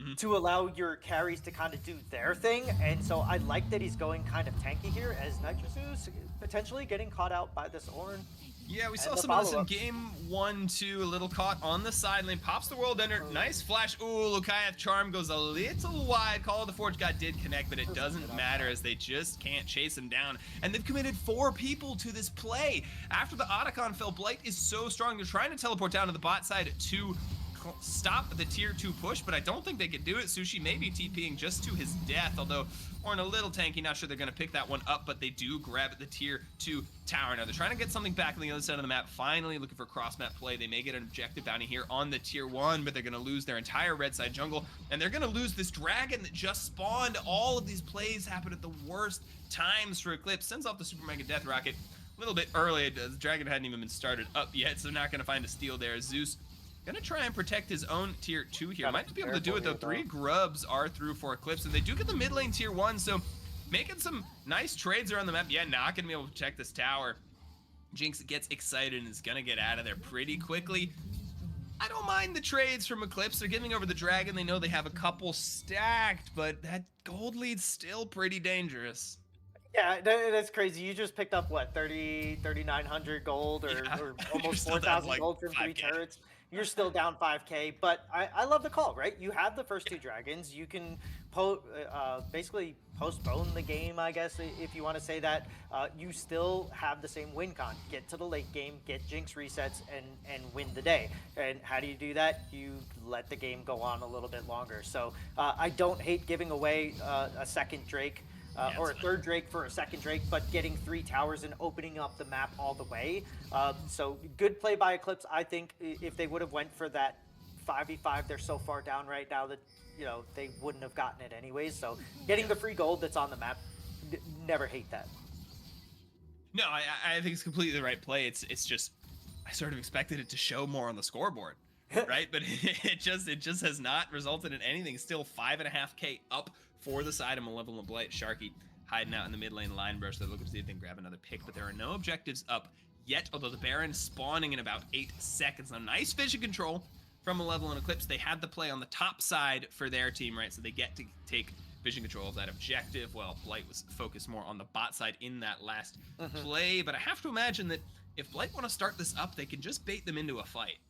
Yeah, they can, but this is also a throwback to game 1 where they took the top tower and then Otacon was spawning on that side. Yeah. And they got no vision, right? So this time at least they get the 2 towers. They put down a lot of offensive vision, which they were severely lacking in game 1. So they're still doing a better job of the map decisions that they're making. Now they just, like you said, they just have to execute around these and not just walk into stuff. But yes, Blight being as strong as they are, absolutely should rotate over to this Baron, start it up, and that's exactly what they're doing. You are their coach, apparently. And look at this really clean. Ooh, yeah, Ari may be caught. Oh my god, the Spirit Rush doesn't get her far enough away. Killer Instinct plus the Paranoia, and they're not satisfied with just that. Crescent Guard is down. Sharky taken pretty low, has to flash away from the redemption, but then now caught in the middle of the team, and Zeus is in there. The World Ender might just end the game. Viper goes godlike, and they're going to pull back over to the Baron. They don't need to bait it. They'll just fight you in the jungle. Yeah, unfortunately, Nocturne ult just throwing everything dark. Red Panda not knowing exactly where it was. They thought they were still under the tower. But Lukaev getting a little bit caught out there by Viper and Nocturne. Tries to get away, but that is so much damage on this Kai'Sa now. You're seeing that when the Nocturne only has the Hex Plate and Asterix, and you get zeroed out, it's because of the Kai'Sa. So they are going to have to figure out some way to deal with this Kai'Sa. She went full crit here too, so the damage is just going to pump out so hard, and Eclipse is having a really hard time getting to her, right? Like they're having to focus so much on what's in front of them, be it the Leona or the Nocturne, that they can't really get to her. And on the backside of that, they're so focused on the thing in front of them, they're never seeing Lyre come in from the flanks. Lyre has now gotten 4 flawless, basically, flanks in a row, and they have completely just decimated them on the back end of all of these fights. Even though Eclipse was showing really strong early, and they do have a good scaling late game team, I don't think that Blight is going to allow them the opportunity to scale into the late game if they keep making plays and calls like they're doing now. No, not at all. And I think a bit of the issue they're facing in this game is that their team comp is struggling to be proactive, right? They're so reactive, but there's just so much they have to react to: the killer instinct, the solar flare, the shockwave, the paranoia, Aatrox on the flank, right? It's just too many variables, and they haven't been able to control them all in these team fights. And then when they are in these lull states, when they are in these situations like now, they can't find proactive plays of their own. They don't feel like they have the playmaking for it. They've tried a couple times on side lane. Lokiath has tried to get some stuff, but he's just so far behind that it's not particularly effective. So the next dragon is spawning. I have to imagine they're just going to give it away, although Sushi maybe caught a little bit out. Was trying to check it. Flashes over the wall to the Krug pit. Saw that one game one as well. So they're going to look for another play in the side lane, just as I mentioned, onto Nitro Zeus, but I don't think they'll be able to find him yet, since they're going to have to back off as Zeus dashes out of their dragon up in 18 seconds. They may have caught Red Panda on the mid wave. That is a flash away from the Janna. Ooh, Shockwave a little bit wide for Liar. Not going to find him, but that's okay. They should still be able to peel back off to the dragon. The teleport is through. Lokiath is on the flank, but has to burn all 3 Spirit Rush charges, and the Flash immediately is so scared of this Kai'Sa, taken down to a third of her health immediately. Just gonna have to recall the TP completely wasted. We'll see. They do want to keep the contest going. Call the Forge God is through. They're in onto Sharky, but he's pretty tanky on the Nocturne. Wow, Liar just deletes Red Panda. Kala's onto the backside. They finally take down the Nocturne. Actually, they get the shut down onto the Kai'Sa as well. Thin doing a lot of damage on the Xin Zhao, because Aatrox is not here. Sushi forced to back out of the fight, but Liar is still here. And as we said before, this Ori does so much damage. Liar's on a rampage. Nitro Zeus didn't even need to TP into this fight. He's taking the tier 3. Yeah, and so much damage is right. The Ori Ball just came up now, so the Shockwave is now available, right? Like, that entire fight did not have it, and so they're just kind of getting caught in a really bad spot, taking fights which kind of seem good. Nitro should get away from this, or he should buy enough time for Liar to come through and get a Shockwave off onto Trainer Gain here, but just barely. But the Ori shields are doing their job. He's still alive. Yeah, gets a couple Sundered Sky procs, a couple Command. I forget what the E is called, the shield one. I tried to go for it, didn't find it. The Monsoon does save Sushi the last second. Their Liar will get out. Yeah, Command E. You know, Command Q, Command W, Command E, and Command R. I think Command is the important part of the ability, right? Not the other part. Yeah. So just a really good fight from them, and I like the fact that Liar. Oh no. Yes, we have been warned by production that this does sometimes happen on the winter map. The game is frozen on the spectator client, a bit of a bug with this new map that they have going on in League, and I'm not sure it will resume. Thank you, chat. Yeah, Command Protect, thank you so much. And you know what? That does make sense. I would like to vote to rename it to Command E. I think the players would just know what that means, but Command Protect does make sense. Now, we are frozen here in the game. This does happen, I believe, when the game ends in the actual game, like not on the spectator delay. So I do believe this game is... We're getting a production update. Okay.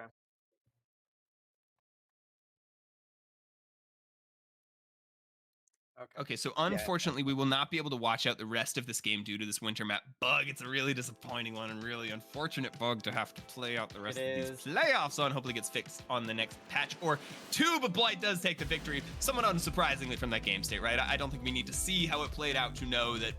I'm just gonna guess. I'm gonna guess that Liar hits a Command R and they just win the game. You're just gonna call it Command everything. Yeah, this happened to me. No, it's Shockwave. I'm saying Command R.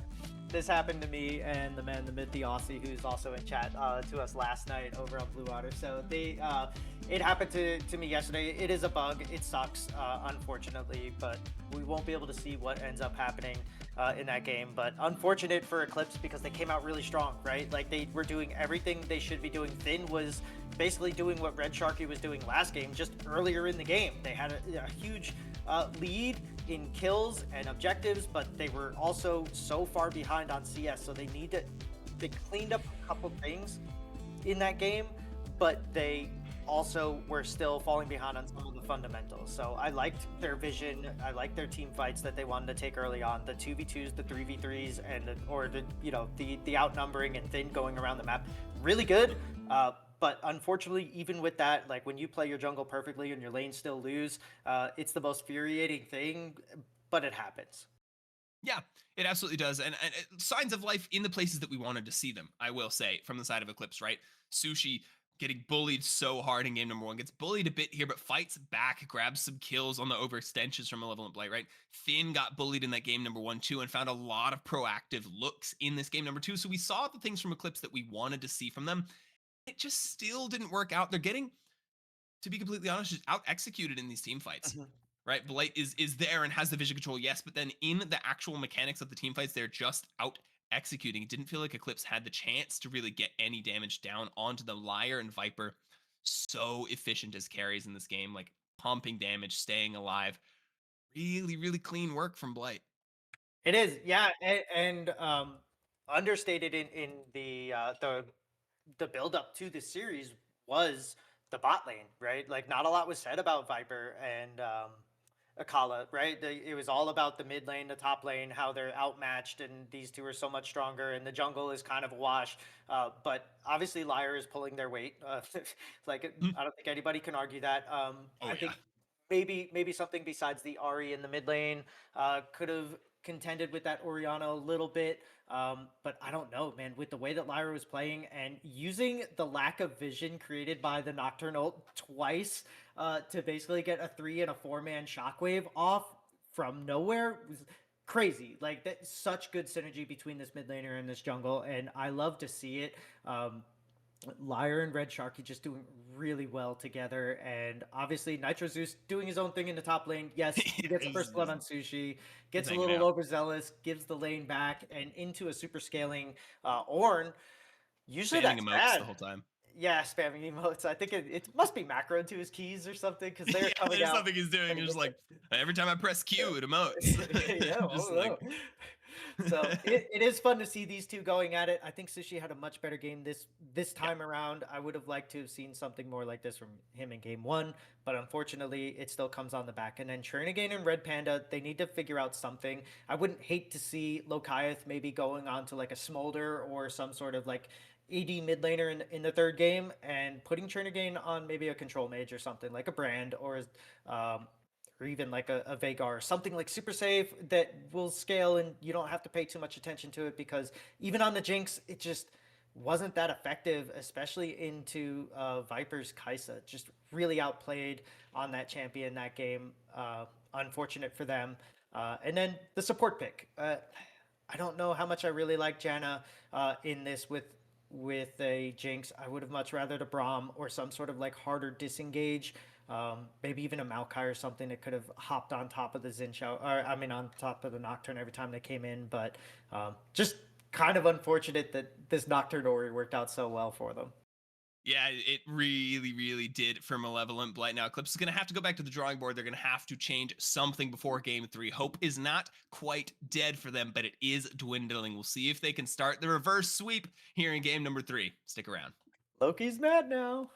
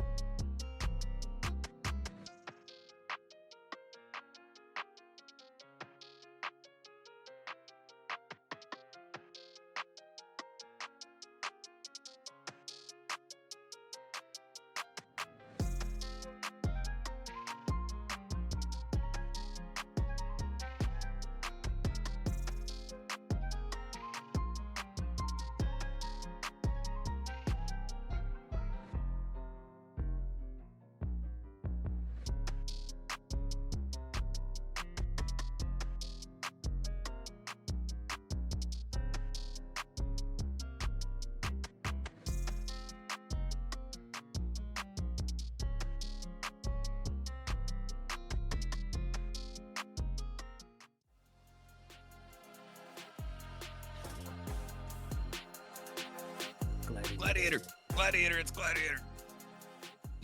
Hello, welcome back to game 3 of the Malevolent Esports Civil War Gladiator League quarterfinal playoffs. If you missed it, it's a bit dicey for Malevolent Eclipse. They're on the back foot here going into game 3. Excuse me. We're going to have to see if they can start to pull off the comeback, but that is going to start from draft. Phil, we've seen them go with 2 different sort of styles of comp. We tried the protect the president thing. We tried the very traditional front to back, like engage jungle, tank top kind of thing. Do we have to see something crazy here in game 3? Do we keep trying it? What do we do?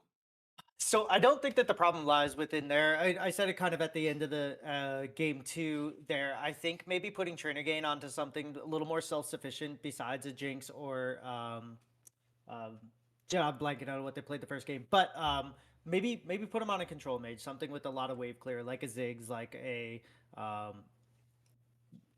maybe a brand or just something that would be able to do it. So the I don't hate their picks for the jungle mid and top. I just maybe trying to get onto like a green jungle, like an Amumu, a Sejuani, something that they would allow them to be more like Red was the last game. I love analysis as much as the next person. Fel, before we do anything else, we need to know the dog's name. Oh, that is Minty. She's my husky pit bull. She's Minty. Yeah, she's all right. She's a pain in the so as we're getting into the third game, we'll see what they end up doing. It looks like Blight is expecting them to go with a more traditional ADC here. Yeah, the Simmer has been banned, I think, most of the series, and the Amumu banned there as well. The dog's being a menace. We'll see if they pick Nefiri in honor. Yeah. But the Mumu, yeah, Lily, these are the same bans as most of the games we have seen. They have switched sides. Now Blight is on the blue side, Eclipse on the red side, and that was Eclipse's choice, right? They felt like they had to switch something up. Maybe they're looking for a counter pick, maybe try and put Sushi in a better matchup. Yeah, I hope they do, or maybe even Lokiath, because I think that Sushi held their own last game. I think game 1, the Cassante didn't really work into the Volibear. Volibear is pretty hard to deal with, even on as with the Cassante. So I think that the counter pick should probably go to Lokiath. I really hope they don't burn this opportunity with like an R5 jungle or R5 ADC or support or something stupid like that. I really hope they give it to Lokiath. As we see, the first pick coming out from Blight is actually going to be the Mundo, which is very strong in the jungle, in the top lane, really hard to deal with, and is like an unkillable menace in the late game. We are going to end up seeing Trinigane on the Xayah. We'll see if it's a Xayah Rakan. I really do love that duo, but Poppy's not banned, and Talia is not banned, so maybe not the best thing to pull out here. I like the shout out. Yes, they do it. Uh-oh, I think we lost you for a second. Soon as Mundo. Okay. Yeah, I should be back. My Wi-Fi cut out a little bit there. Not sure if you can hear me. It should be bad. I was saying the shout out in the chat. It said he was like first pick Hui right now as soon as Mundo got locked in, but we found the Hui anyway. We got Hui on second pick. So Beast, you were almost correct. Jin going to be the follow through third pick for Viper. Yeah, into a Mundo, I actually would prefer like a Kog'Maw or maybe even a Vayne, somebody that like completely shreds the health that he's gonna have. Like a Kog'Maw Braum or something like that would have been cool, but Xayah obviously gives you a lot of your own safety, can really combo well if they're fighting in corridors, and along with the Rakan, obviously you get so many added benefits like the longer leaps and stuff for the Rakan. You also have the timed recall, where you can start your recall in the brush and let Xayah push out the next couple of minions and then come back. So the answer is going to be the Jhin. This is actually gonna be really hard for Viper potentially to play into this 2v2 because there's so much movement on this bot side with the Rakan, so it might be a little hard for them to land, but once the late game kind of starts and the team, your target isn't going to be Rakan anymore. I think the Jhin works out really well, especially if they don't go tanky. And then also, as you mentioned, the Hui, this champion is so hard to deal with. If you're not playing something that can outrange it, that it's really hard to deal with in lane, and if that is a Ryze mid, they're going to have a hell of a time dealing with this way. Yeah, I think it probably is. Karma going to pick up for Akala in the bot lane. We'll have to see what the final pick here is. Mundo flex top and jungle. I'm assuming this is jungle, and they're going to save this last pick for Nitro Zeus. They absolutely do. It's a Darius coming through. Look, he's putting the challenge down. You know what I mean? This is you slap him with the glove. That's what he's doing right here. He's saying, look, I beat you game 1, I beat you game 2. This is what I've got, and oh my god, is that the pick? Okay, so they do get the Vayne, but into Darius, I mean, if Sushi can pilot this champion, then this is going to be really hard. If they can't pilot it almost perfectly, this is going to be a disaster for Eclipse. You don't have a front line. The closest thing you have to one is a Diana with the Zonias or Ryze with the Roa. So this can get way out of hand really quickly. Whereas with Blight, if you fall behind to the Vayne and the Ryze, like, you still have a Mundo, you still have Hui, you still have all of these options to still work around. So this is an all or nothing, shoot your shot kid kind of moment here for, it really is. For Eclipse. I would have rather have seen a Quinn, honestly, but you would rather see a Quinn than any pick in the game. That's true. Okay, never mind. I'll shut up now. You got me. Yeah. But I mean, into Darius, it's such an easy champion to play. Yeah, Vayne, you are right. It's a great match. Vayne, it doesn't seem like it has the same effect, but I guess we'll see as it comes up. It is going to be strong into their jungle, so they go. And as we get into game 5 or game 3 in this best of 5. Here we go. It might as well be game 5. We are picking the Vayne. Sushi, this is a show of force. This is your time to step up. If there was ever a moment, it is now. We are on to the Rift in game number 3. Can Malevolent Eclipse make the comeback possible? If they can, it'll be a miracle, man. I really don't know that I trust the Vayne top, but we're gonna have to see if Sushi can do it. Chat, popping off with this. And hey, chat, while we're here, while we're listening to this, use those channel points. All right. Once the predictions are up, use those channel points. Put a prediction down. Do we believe in the Vayne? Do we think that R5 Vayne is a little troll, as it seems like most of you think? We'll have to see. We got a pretty standard start. A couple of bone cleavers coming out from the Mundo. Nothing too big. They're so good at sweeping away this level 1 vision, though. They've done this 3 games in a row. Yeah, they have, and like we said earlier, this Vayne is going to be hard to deal with, but Nitro Zeus, feeling really confident, actually goes for the phase rush instead of the Conqueror, so he's not even going to be trying to get long trades in. He's just going to try to get in, get on top, get as many stacks down as he can, and then just go. So I really do like it, and another thing that I wanted to point out before we went into this game is Karma Jhin is actually really strong as...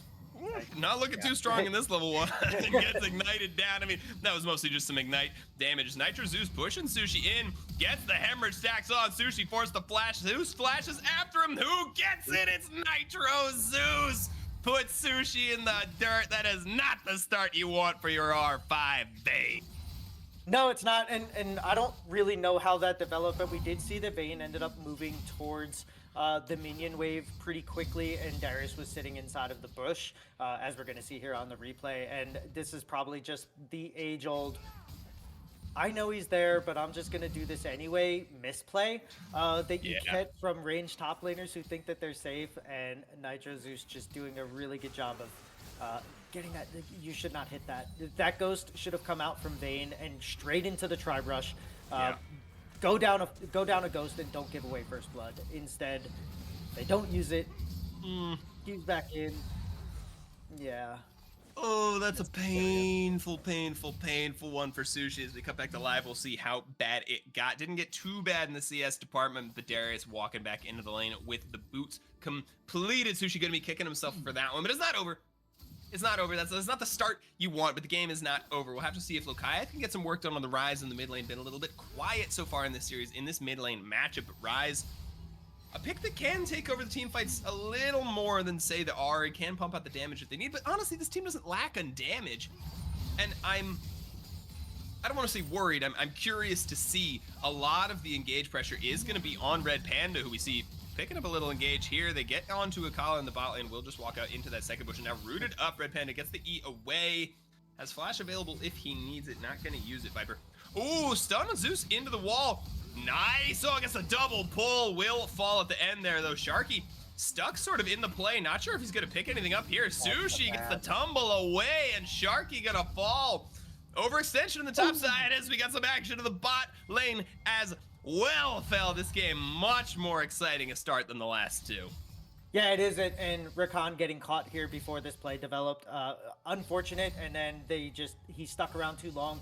Sometimes when you're on a champion, especially like Rakan, you feel like you have all of the mobility to get away from anything that's thrown at you, but you can get caught. And as I was saying earlier, Karma Jhin is actually really strong. The shield and move speed that Jhin gets off of this Karma is huge, and on top of that, you can also basically guarantee a stun or a root from the Jhin by getting your own root with the Karma and walking up. So the slow from the Q and the mantra, empowered parts of her kit really work well with Jhin. So unfortunately for them, but really good job by Trainer Gain to flash right as Viper flashes so they don't actually miss anything. But yeah, if you're on the side of Malevolent Blight, the last thing you want to see is your Darius getting caught out and then giving an actual kill over to the Vayne. That's really unfortunate for them. Both of them have the same summoner spells, and they're about half a second, maybe a second away from each other as well. So it's going to be really hard for Darius if Sushi plays this properly to get more kills on the Vayne here. But we'll see what he ends up doing. Is now once you're far up on a Vayne, if you don't play against Vayne tops a lot, it's very misleading how fast she is when she is pursuing a champion. She gets a huge move speed buff, so if you're running away from her like this, it's going to be really easy for Sushi to follow you. What Zeus needs to do is just bait her into dashing towards him and then catching her off guard. Yeah, absolutely. We'll have to see if we can do it. I mean, I do trust Zeus in these 1v1 matchups. We've seen it in both game number 1 and number 2, how proficient he is on these kinds of champions. Viper, nice. Speed up, gets away from the Rakan W. A lot of damage in on Training Gain. Wow, 4th shot comes through. Huge chunk. We'll see if Zeus can pick up this wave on a tower. I saw the pretty backside safe. of the top lane as well. Yeah, sorry. Ooh, yeah, you're right. Lukaev is here. Got down here with the Realm Warp, but Viper might be caught out. No flash, no exhaust. Feat of Warfare goes over to Malevolent Eclipse. They are off to a much stronger start here in game number 3. Yeah, well, this is kind of how game 2 went as well, right? Like they got a couple kills, they got the first 3, to get the feats of warfare, and then they got the first dragon, and then they got the grubs, and then they got cooked. So we'll have to make sure that doesn't happen again. Really strong roam from Lukaev, who actually is even on CS with this play. So doing a great job into a champion is not easy to do against Hwei. So I really like their aggression here and their ability to kind of pull this off now. This might be a little bit of an overstay. Yeah, the Deadly Flourish comes through. It does stun up Training Game for a second. Doesn't have the flash, has the barrier, pops it at the last second, is going to survive on less than 100 health. Red Panda walks him out. Training Game picked up the kill, escaped with his life as we see Zeus pulling Sushi in here. Both top laners are now level 6, which makes this matchup a little bit more explosive, but I do want to call attention to this bot lane CS lead in favor of Viper. He may have fallen, but that is like a 15, close to 20 after this wave crashes. CS lead for the Jhin. Yeah, just like game 1 and 2, Viper, no matter what's going on around him in the first game, there was absolutely no kill action until like 8 minutes, and was way ahead. In game 2, died a bunch of times, was still way ahead. So this is going to be on Trainer Gain to really pull out of this and do something with the kills and the pressure that he's getting. But at the same time, Viper's just putting on an ADC clinic this series so far. Yeah, it really is. Yeah. Viper's been so good, really consistent so far in this series. We did see Eclipse start up the dragon there, and they got forced off by the late contest from Malevolent Blight. They got there a little bit earlier than Training Gain, who'd been forced to back off of that last play. So the dragon has been reset, but the vision control is still in favor of Malevolent Eclipse, and the issue for Mundo now is that he wants to be clearing up to his top side camps. All of his top side camps are up. The top scuttle is up. He doesn't want to be down here on the dragon, although he is getting... His laners, are getting pushed in all lanes. Now, Finn can start going for this dragon if he wants on the Diana. Almost. Yeah, not sure if it's going to go for it. Is pathing down, and yeah, they should be able to pick up the dragon with this pushing mid lane. And they had push in the bot lane. They can get it again here if they choose to and move up to the Dragon. Although Viper really strong, does have level 6. We'll see if they want to contest. No, they're just going to trade it. Mundo's up there taking the grubs away. The Viper is walking up on Train again, trying to put some hurt on it. Knows the Xayah doesn't have the flash up yet. Will be in about 1 second. Yeah, the reason that I was sighing wasn't because of that player, what you were saying. It was actually because Nitro Zeus on the top side had Vayne pushing into his turret as Mundo was coming up there and just kind of pulled the trigger a little bit too quickly and Ghost flashed on top of Sushi, and Sushi with the same summoners was able to get away. If he would have waited like maybe 5 seconds, Mundo would have been up there to be able to help slow this Vayne down and really catch them. So it was just a little bit of an unfortunate premature pulling of the Darius skills there, but you know, still they end up trading the grubs for the Dragon. I think they knew that the Dragon was a foregone conclusion if Eclipse wanted it, so I love Red Sharky making that call. They've been making like good standard macro calls this entire time, and that's just another example of it. Yeah. And look, good standard macro calls aren't always what we expect from the Gladiator League. But we'll see, can he get the damage down? Whoa, Nitro Zeus almost claims Sushi, gets the heal from the Triumph at the last second there, and the Noxie Guillotine just not quite enough damage to connect, and Finn came in with the flash to help out as well. This will cancel on the recall there with the Deadly Flourish. Doesn't matter though, that's Xayah Rakan, they back together. I also think that it hit the Rakan, and Rakan with his passive shield, even if he takes damage, if it doesn't break the shield, he doesn't cancel his recall, so I think that might have been what happened as well, as Liar is kind of put in a weird position here where he doesn't have the CS lead that he normally does, and he is running out of mana so quickly. This this Lost Chapter tier Rise has been doing such a good job, and I think he's getting enough. I don't know if he took the yellow rune line off of that to get the presence of mind, but he's just managing his mana really well this game, where these last 2 games prior to this on the Ahri and before that was just completely out of mana when he needed to not be. So good job of Lucaeus playing a much better game on the Rise here, even into a really hard matchup like the Hui. For sure, and something I do want to shout out from Malevolent Eclipse, as much as we may communally, I know some people in the chat, maybe 1 or 2 people in the chat like the Vayne pick, but as much as we may have feelings about these kinds of picks, I do think it demonstrates a sort of confidence from Malevolent Eclipse, right? That even going into this game 3, when they are down so heavily in the series, when they are honestly getting kind of smashed in these first 2 games, that they want to pick the Rise, they want to pick the Vayne, and they want to go out swinging, right? Lucaeus playing the most confident in lane he's been playing all series so far. Like, I know the game has just started at 0-0-1, but he made a play in side lane. We haven't seen him do that yet in the lane phases of this game, right? Sushi picks Vayne up 2-1 so far in the lane, right? Like, at least they're playing with confidence. Now the confidence may be a little too much though. Sushi potentially overextended here on the top side, does not have summoners available, and Red Sharky is here to punish. Sushi is gonna be chopped up at the last second. The cleaver cuts up the fish, and Sushi will fall. Zeus is gonna clean up the rest of this wave, push it into the tower. Bit of hubris there from the Vayne. Yeah, a little bit of hubris and just kind of like a bad overall play there. You don't need you don't need to dash towards the Darius. You need to dash away. As Lucaeus getting a really strong flash there from Liar there. Really strong play, and I like what you said. Like, the confidence is there because they're on comfort, and we talk about this all the time in this IBSG or Platin Under kind of leagues where comfort matters more than anything. No matter what the meta is in any other league, comfort overtakes that in these kinds of brackets. Every single time, 10 out of 10, because those are the champions that you are going to play your best on, regardless of matchup, regardless of what everyone else is doing. It's so huge to be able to play these champions to the best of your ability, and they're showcasing it right now. Even though Vayne got caught, still doing a lot better. Yeah, totally fine in the matchup.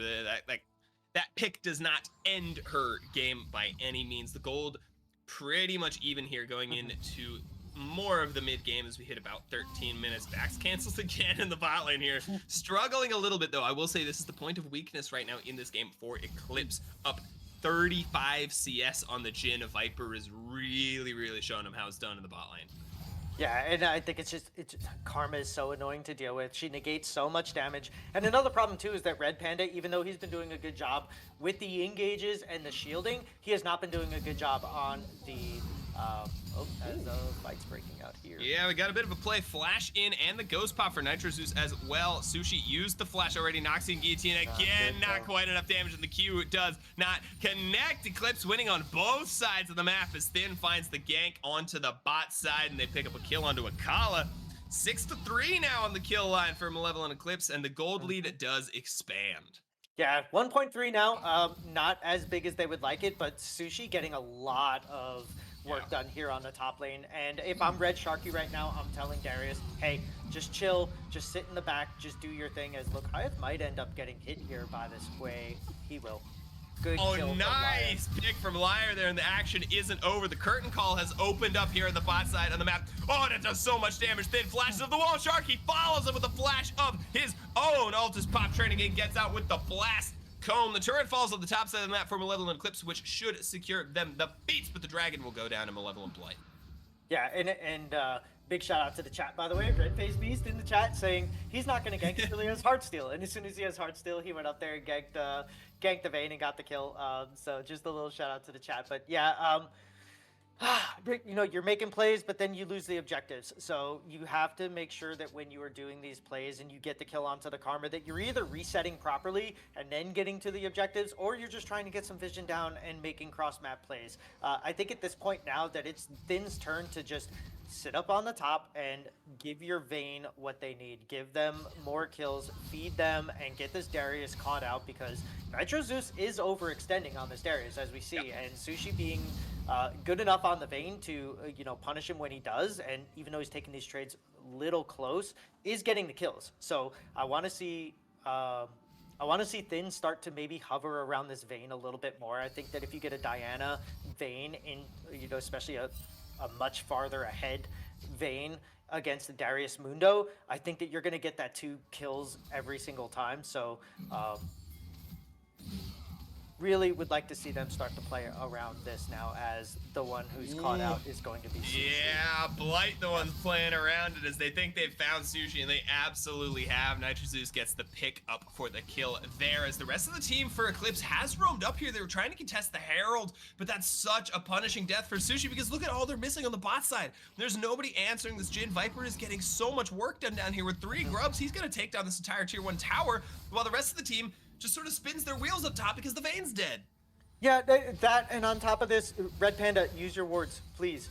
You have 4 sitting in there on your support item, and like, you would have seen the Hui sitting there, and you would have been able to maybe engage on him, but they're lacking the vision. They're lacking more than likely, they're lacking the communication required here to be able to fight Blight properly, and they're losing objectives, 2 towers, and kills for basically nothing here.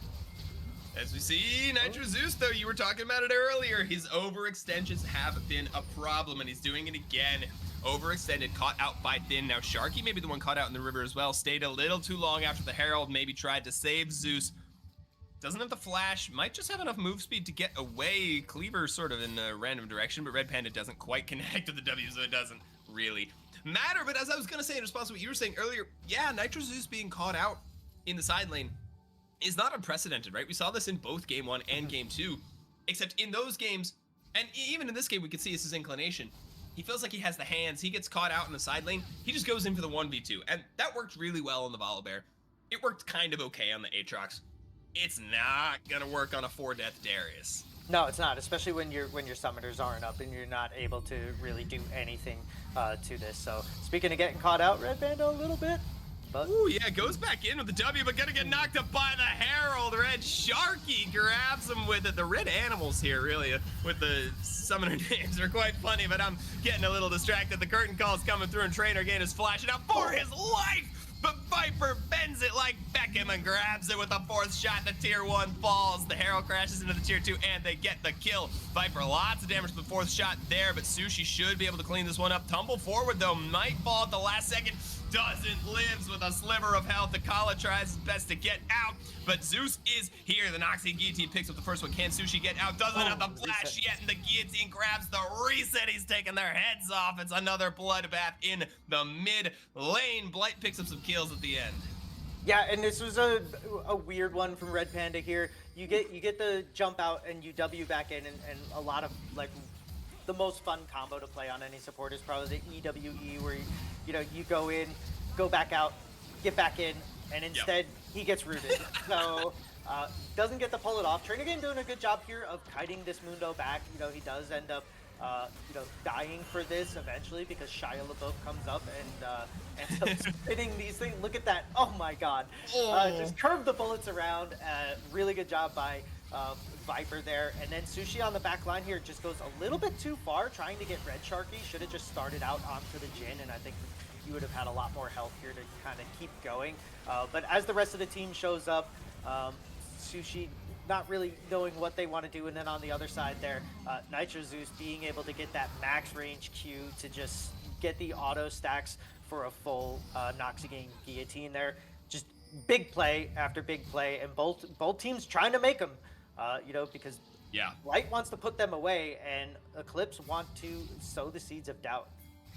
Yeah, and again, they're going to do that by fighting. These are confidence picks here in game number 3, but the confidence might be starting to dwindle as Red Sharky is running them down in the jungle. Panda has to jump and dash. I combined the words to try and jump and dash his way out. As we have the third dragon here, will be started up by Blight. It doesn't look like Eclipse can contest now that Red Panda ultless, flashless, dashless has to recall. Yeah, and I think this is the right play. We kind of saw this in the last game. I'm really hoping the Trainer Game doesn't stay too long in this mid lane. But Lukaya's getting a little bit of damage, in the top lane here, and then Trainer getting a wave or two and pushing down in the mid lane. Unfortunately for the side of Eclipse, Trainer Game has not gotten the CS that they needed. If this was a 2-1-0 with 170 CS, they'd have this Infinity Edge completed by now, or the Yuntals, whatever they're going for.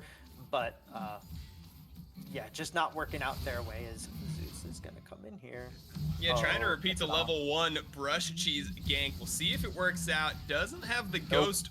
Already used the flash. Yeah, the Q doesn't connect, and that was nowhere near. But the fight in the mid lane might turn out a little bit better for Blight. The curtain call grabs another Spiraling Spare, lands on a Red Panda. Oh! He grabs him with a Jin W last second. Gonna dash out, but he's gonna fall anyway. Red Sharky lands another Bone Cleaver. 3 kills on the Mundo. Oh, poor Panda just can't get a break here. They keep getting caught with all these roots and just outside. Does the nice guy thing and gets in front of Thin to tank one of the Jin shots and take the damage from Viper, but still ends up getting caught out because of it. So Thin goes down, Panda goes down, and just keeps just getting caught like at the last second there. As mobile as his champion is, there are some limitations, and is going the tanky route, which I like on Rakan, but just not tanky enough yet. At the same time, Sushi putting in the work that the R5 pick needs to have, especially when you're counter picking this Darius. So good job by them to just keep matching these flash and ghost timers from his Trainer Game getting caught out. Yeah, maybe a little caught in the jungle does get tethered, but the root lands onto Akala, and they're actually going to turn the play around. Thin is here to save it. Viper may be caught as well. Nice flash out, avoids the moonfall, doesn't have to use the barrier, but Sushi pushing the advantage here in the bot lane. Tumbles in, not gonna find a kill on Zeus, but does pop the ghost. Yeah, both top laners still keeping these summoners exactly on lock with one another as the ghost is popped there. The rest of Eclipse is down here in the bot side. They're gonna try and see if they can make a play under the Otacon. They're overloading this side of the map, and I think they're gonna get it. Yeah, and I think this is the right call. And Blight on the other side, knowing that they can't contest Mundo, just kind of taking as many resources as he can away from Thin here on the top side. Going to take the entire red side. And so you are getting something for your troubles, but just unfortunate for Blight is this matchup. Sushi's actually playing this pretty well. I wouldn't say amazing, but good enough that they really just can't do anything to this. And so this is just kind of like the weak side play. So what do you do when you have a weak side? You play on the other side of it. And they're doing a decent enough job of that, Blight is, for now. And the rest of the 4v4 is actually kind of going their way for the most part. We see that the Vayne is 6-4-1, but it's 12-12 on the scoreboard. It's 2-1 on Dragons. They do have the grubs. They don't have the Otacon stats, but they are staying in on this, and this CS lead for Viper is just continuing to grow. It is now, it's now sitting at almost 40, even though Zai is cleaning up a couple. but they're playing really well everywhere else on the map. And if they end up winning this and Nitro Zeus doesn't like just completely int out of frustration, then he literally becomes the most death MVP of the team, right? Yeah, yeah, truly. I think he absolutely would be. As we see, Sharky does find Finn here in the jungle. This Mundo is a threat to be reckoned with.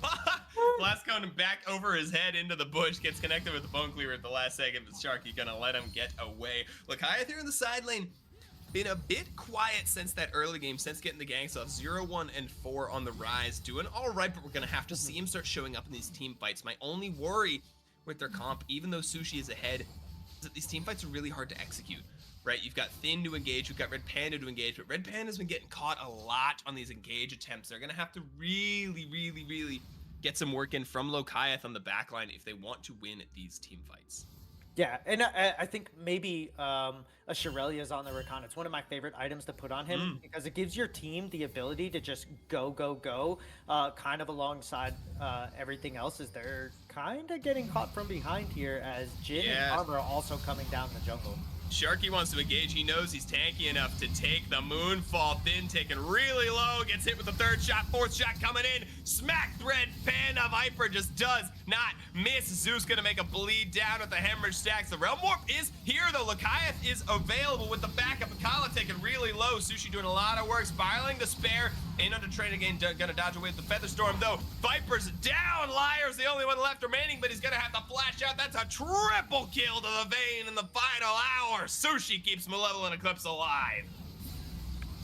Dude, this Vayne pick that everybody was hating is putting out dividends here. This is so good for the mental, at least, of Sushi and the rest of Eclipse. And if they end up winning off the back of this, I think that, like, you know, your biggest cards are probably shown right now. But at the same time, like, this is what you need to be able to get back into this. If they have any other pocket picks that they love to play into these bruisers, this might be the way that they are allowed to do that, where the rest of your team is like, no, you're not playing that, no, we need a traditional. But when you put off a performance like this, especially in these late game team fights, like, these are the kind of things that will allow your team to basically change out now. Like, now you you have faith in a Kennen pick, you have faith in a, dare I say, Quinn pick, you have faith in, you know, something that is not just going to be the Cassante, the Ornn or whatever. Give yourself some agency, and you know, if they keep playing like this, these team fights getting turned around, especially with the mini global play around Lokiath, it's working out really well for Eclipse. But at the same time, Blight is still pretty close to this game. It's only a 500 gold lead at the moment. Yeah, not out of this game by any stretch of the imagination, but that was a really good fight for Sushi. Huge 9-4-2 on the Vayne. Has earned the card, has earned the Vayne card. We're allowed to pick it for sure with this kind of a performance, but we need to win the game for it to be really worth it. Lakiath on the sideline getting poked down a little bit by Liar.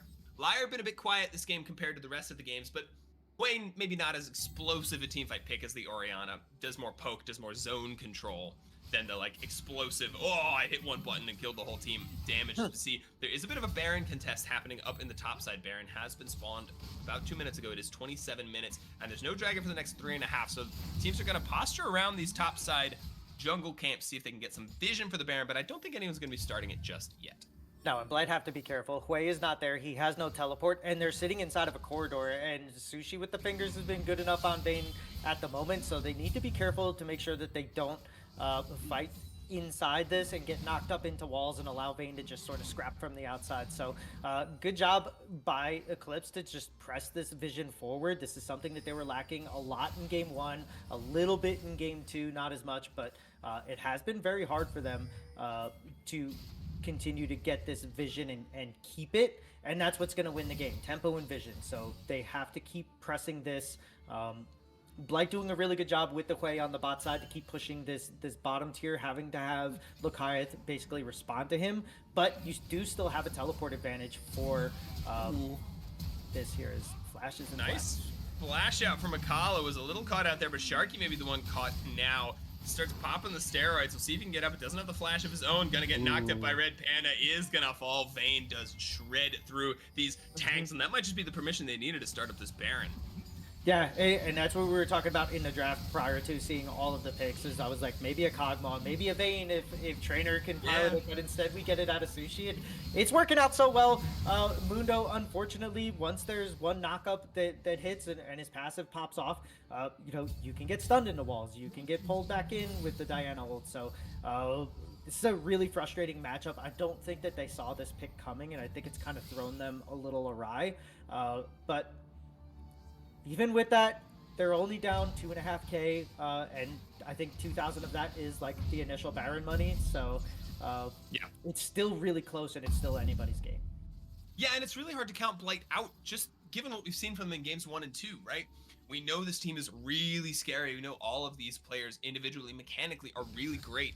So it does feel like at any point they could just win a team fight and the game could be over in their favor. The game could really swing in their favor. I think it's hard to count them out with this track record, but Eclipse, at least a significantly stronger showing here in this game. Now, they are in the driver's seat. How do they close this one out? I think just kind of doing what they're doing now. They need to start pressure. They need to start pushing their vision a little bit closer. They need to start like Sharky should not be here, No. and But they he need is, to just and he's play around the Vayne. And he's going down. The Mundo should fall any second now. Does get the Mantra Shield from the Karma, but will fall at the last second. Zeus running around the fight, but doesn't deal enough damage. Akala will fall. Nitro Zeus will as well. Viper flashing out, but he's got enemies on both sides. Gonna try and pick up a kill onto the Rakan, but he just can't get it. The feathers get pulled back. A double kill to Lakaeth. Malevolent Eclipse is looking to close this one out. They're extending the series. Just maybe, don't cast the curse just yet. But you literally asked the question, and then Blight answered it for you. Getting somebody caught out and allowing Eclipse to just kind of keep pressing their advantage. But that's the way you do it. You go for 3 to 4 man presses of the vision into their jungle, and then you catch somebody out and you keep stacking objectives. You keep stacking these dragons. It's going to be an Ocean Drake. Imagine Vayne chasing you down with an Ocean Drake. It's going to be so annoying to try to kill her. And we already saw now that like the damage on the side of Eclipse is huge. It's completely negating the front line, the Sharky, the Mundo from Blight there. So they're really playing their comp well, and the fact that Vayne is either one-on-one with somebody and the rest of the team is all kind of together is working towards their favor right now. And they still have a couple towers on the bot side. They actually haven't even taken the tier 1 yet, so that's still 3,000 gold that's kind of in their bank, and they can just overload this bot side now and send like a 1-4 or even a 5-0 here and dare Blight to try to defend them.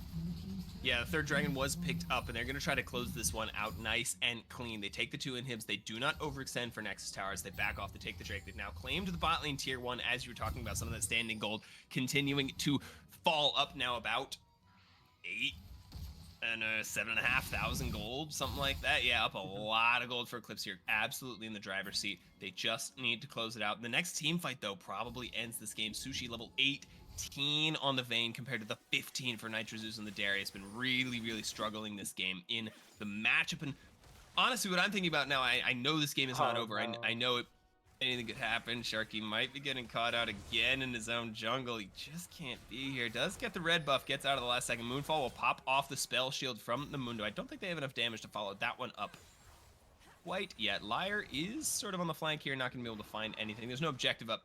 No real reason to fight on this overextension. What I was going to say is the important thing here for the series, especially if Eclipse win this, is do they have more gas in the tank? Right? Can they keep up this level of play? Because this is a completely different Eclipse than we saw in games 1 and games 2. This is a proactive, aggressive Eclipse. These guys are picking like style picks. We're playing Vayne top in game number 3, right? In the elimination game of playoffs. But is there more where this came from, or is this sort of a flash in the pan kind of thing?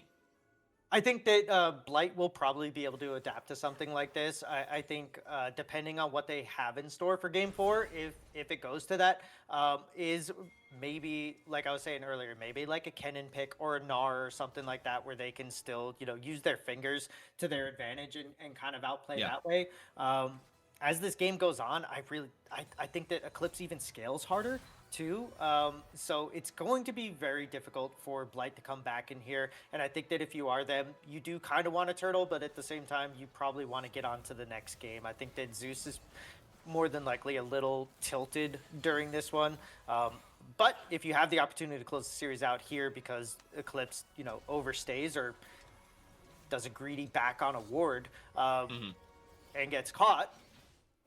Yep, that is a back on a ward, and that might be a catch. Lokai found on the ward trying to back there. Gets the Realm Warp. It will get him out just in time. Might hemorrhage down to the bleed, though. Yeah, Zeus flashes in, grabs a shutdown. Red Panda should be out with the extra move speed he gets from the Zeeks, but that's the kind of sloppy play you were just talking about.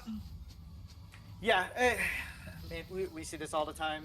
You're sitting on a ward, whether you think you are or not. If you're planning to back at this late in the game, you cannot be backing in enemy territory. You have to take smarter backs. You have to make smarter decisions because now Lokai on a 45-second death timer is going to be out, and that's vision that you can't get. That's moving forward is 3 or 4 that you can't get. So it may not end up costing them the game, but it also could. And these are the kind of things that turn the tempo around for the other team. That's another 400 gold in the pocket of Darius. I didn't see if it was a shutdown or not, but if it was a shutdown, that's an extra 600-700 gold. You know what I mean? So they just got to make better decisions. I don't think that's going to happen again, but if it does, that could really screw them. But they are going to get a free Baron here. They do have 2 open inhibitors, but they're also not really making any moves to close these games out. Why are they not taking this tier 2? Why are they not doing a 1-4 with the Vayne in the mid or top lane and sending the rest of the team the other way? They got to start making these end game moves to close this out. Otherwise, you're just letting Blight back into this, and the more one-off kills that you give away is just more momentum you're swinging the other way. Now we see on the blue side here for Eclipse's jungle, they have a Death Brush set up right before a dragon spawns. Yeah, they absolutely do. They took this time, they gave away the Baron, and they got vision control of this Dragon Pit. Now, the thing that Eclipse can do here, though, is that they can call their bluff. They can just run it down mid lane with this Baron Empowered Minions. They're going to escort the wave in towards the inhib. I love this, and they're going to pull off and back out towards the Dragon. Sushi maybe caught out, though. Flashes over the wall, gets connected with the Deadly Flourish, and he is down immediately, but not quite out yet. Does fall at the last second there, but to pick up 2 kills on the back of the moon, far from thin. But Sharky is so tanky. He's just not dying. Red Panda will... escape the last second with a sliver of health. Lokai at the back line gets it done. I thought they might turn it around, and they don't. We got a game freeze again, but you know what this one means. It simply means that Eclipse wins. Independent company just trying to make ends meet, putting together a game for the boys. That's so painful as the Cinderella story begins. We get the game freeze here, but we all know what it means. It means Malevolent Eclipse, presumably, I don't want to speak too soon, but presumably Malevolent Eclipse has taken this game, and we are on to a game 4. I'm gonna wait for that to be confirmed. Yep. Yeah. Okay, it has been confirmed. Yeah, Malevolent Eclipse did win this game off the back of the Vayne pick, and they are gonna bring us into a game 4. We've got ourselves a series. Yeah, we do, and such a good showing from Sushi there. I think they needed that so badly as the wrong victory screen comes out, but yeah, they really needed that game. I think not even if you lose game 4, right, and you go away. There we go. Even if they don't end up winning the series here, I think that this is very important for everybody's mental here. You know, like we said before, this is a civil war. These guys all know each other. They're all friends. They all play in the same leagues, or at least for the same team owners. So you're putting out, your best foot forward, and you're trying to get picked up for teams in the next seasons and stuff like that. So really good showing from Sushi. And then I have to eat my words here. In that last team fight, Trainer Gain on this Aya, just putting in the work and doing just a ton of damage, like kind of the unsung hero of that last team fight, because Sushi gets caught out. Even though they had the Jack show, they lived just long enough to be able to get Finn to get in there and then get a whole bunch of damage. It looked like it was dead, and this was their turnaround point.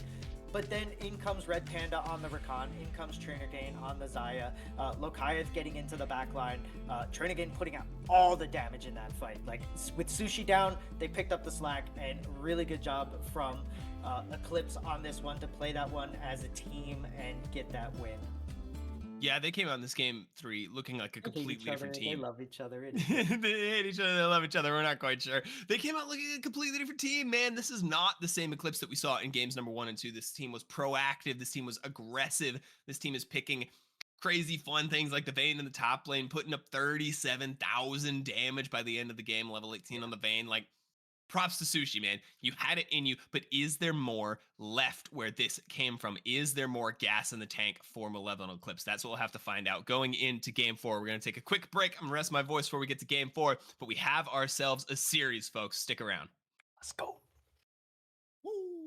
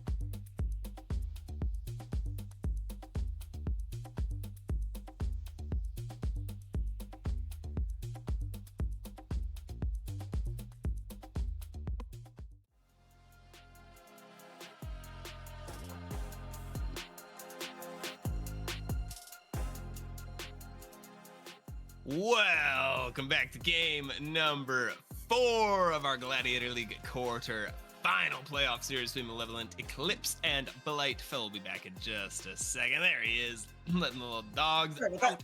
You missed. If you missed our third game, we had a bit of an upset as far as the series goes. Malevolent Eclipse coming back with an aggressive looking game number 3. They really came out swinging. Vayne R5 ended up with the win. Now is where it really like, this is the real test. They pulled out the one game, they got the pocket pick, they got the win. The real test is now, do you have 2 more games in you? Can you complete the reverse sweep, or was it a flash in the plan? Yeah, I mean, I wouldn't even call it a super pocket pick because we all know that Vayne should win that lane. But the fact that they went with that on top of a Diana jungle and a Ryze mid, and then no tank really in the bot lane. I mean, Red Panda built a little tanky on the Rakan, but wasn't that tanky. So you had no front line. It was literally all just skirmish damage. And if I think it works so well that maybe you play it again, depending on what Blight do in the draft here. I think that that's a potential that we might see something like that, like a maybe like a full AP Galio with a Kennen in the top lane or something like that. You know, like I want to see Sushi on some more of this, because he played that a lot better than he played either of his last 2 games, and I think putting him on something similar to that is probably the right move, even if you have to move. Lokayeth, who didn't play bad on the Rise either, like staying with him away. You know, maybe putting him on more of a tankier champion, like a Galio, like something like that, and letting Sushi just have fun in the top lane and just go do their thing. Yeah, it will be a little bit harder this game, though, as Blight has elected in their loss to go back to the red side, right? Which means they can save that counter pick for Nitro Zeus, get him an aggressive top lane matchup, one that he feels comfortable playing. Clearly, he likes these kinds of fighting picks. I mean, we've seen a lot of bans targeted towards him as well, right? They've been banning Olaf in the second phase every game against him, which just means he at least has some more aggressive picks he could pull out. We'll have to see what Sushi wants to blind, though, because he presumably will have to. Bans changed up a little bit here. The Ziggs ban on the blue side. Yeah, it seems like they're trying to get rid of a little bit of wave clear, and then after the Sivers ban, what's the next best wave clear in the bot lane is going to be the Ziggs, and we're going to see the Varus. Please, for the love of God, trainer, do not go poke Varus. That's all I have to say about it. And then after that, whatever happens, happens. I have seen this, the lethality poke Varus just falter time and time again. I don't think it's as strong as the crit Varus, as the on-hit Varus, or even dare I say an AP Varus. I think would be better at this point than the way that these guys have been playing this, and this is in like multiple leagues. So the answer is going to be the Maokai Senna. If that's a Maokai jungle, I love it. If it's a Maokai support, I don't hate it, but I do like the idea behind it. Senna's a very safe champion, and if they put her in the ADC role, which a couple patches ago, Riot did make her an ADC again, which I like. She's one of my favorite champs to play into that. So hopefully we'll see, and we get the Trundle on the other side. So if Blight keeps going with the tanky part, this might be a really good pickup for the side of Eclipse. Yeah, absolutely. I like the Nautilus pickup as well, although I will say, ooh, Shen gonna be the lock-in there on the side of Blight. I will say that, like, the issue with Nautilus, always, even in the hands of the best supports in the world, the guy dies a lot. And I will say that Red Panda has been getting caught a bit this series, especially last game when they finally put him on an engaged tamp away from those enchanters on the Rakan. He was not maybe quite as effectual, even in the team fights, even in the victory, as they may have wanted him to be. A lot of the engage ended up coming from the Diana, and Red Panda did a good amount of dying, so I'm a little worried about this Nautilus. It could prove a touch fatal. Mordekaiser and Set coming to the bans from Blight here. I'm assuming this is a Shen top. I'd assume the same. I mean, you could go with the Senna Shen in the bot lane. That's very safe, probably kind of annoying to deal with, and does minimally counter the Nautilus. If it's not, I mean, we have seen Nautilus pick up a lot of traction in the jungle, but I think the Trundle's probably going to go there, as Blight are going to go with the Anivia, so they're going to have a lot of control and wave clear with this mid lane. Lyre didn't do super great on the Quay, but I do think that they are the better mid laner, and putting Yeah, I just trust him. putting that mid laner, putting somebody like Lyre on an Anivia that has so much damage, so much zone control, and is actually kind of decent into ASOL. You can stop his W with your wall. You can kind of catch him out, and for him to be able to get most of the for him to be able to get most of the things that he wants to down, he's gonna have to be standing still shooting his Qs. Let's get into the R5 pick. Go ahead, Mojo. I've been seeing in chat what I thought was a joke. I want to say, Vero, I did not trust you. I'm so sorry. I've been looking at chat assuming you were like making some crap up. You were like, I've just been seeing, he's just saying like, they're gonna pick Briar top. That's a Shen support. They're gonna pick Briar top. And I was like, yeah, okay, buddy. That'll be the day. So that did it. Yeah, I mean, we have seen the Briar top pull some crazy leads for themselves. It is, unfortunately for them, into a Scion Trundle, and if this Trundle spends a lot of time top, it's going to be really hard for Briar to really do anything, and kind of akin to our solo queue games we were talking about before with Zahid. Yeah. When the Briar's on my team, they just int and feed, and when they're on the other team. So I guess we'll see what Nitro Zeus ends up doing with this. Him going back to something that's a little more fighty, a little bit better, and not going into a Vayne. I think this matchup is more than likely going to favor Zeus here. I would love to see Red Sharky just make some really early ganks, maybe even a 3-camp gank in the top lane to just get this Briar ahead. But also on the same note, Sion's kind of one of those champions that I don't care if I die too much, because I can proxy, I can fight after I'm dead, I can clear waves and kind of do everything that I want, and if I get a little bit of a lead, I can also not die. Yeah, my worry here for the team comps, especially for the side of Malevolent Eclipse, right, is that they won game 4 by playing a non-standard comp, right? They played pretty standard, like about as stock standard comps as you can get in games 1 and 2, and just fell short in the team fight execution. Game 3, they won off the back of some explosive, some more creative play, right? Not a traditional front to back team comp. Now in game 4, I guess they're hoping that the momentum that they've built carries them through back to playing something a little more standard. But again, this is about as cut and dry a team comp as you can get. Yeah, it is. And also on top of that, Shen kind of counters Nautilus, right? Like Varus isn't going to be able to get a lot of follow-up damage when Shen is level 3 and he has the shield pool that blocks all the auto attacks. He can wait for Nautilus to engage and then just taunt back, and then Senna can just kind of do what she wants to do. And it's really good when you're playing Senna into a melee champion that is getting a little bit of, you know, unlocks and stuff.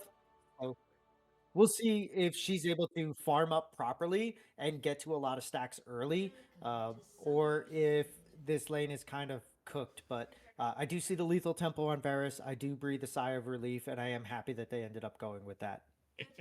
It will be on hit. Varus is here. We are on to the winter map of Summoner's Rift for game number 4. Malevolent Eclipse bringing some momentum back in the series, but they are facing off against the Briar top pocket pick, the Shen support, the Maokai jungle, these kinds of things.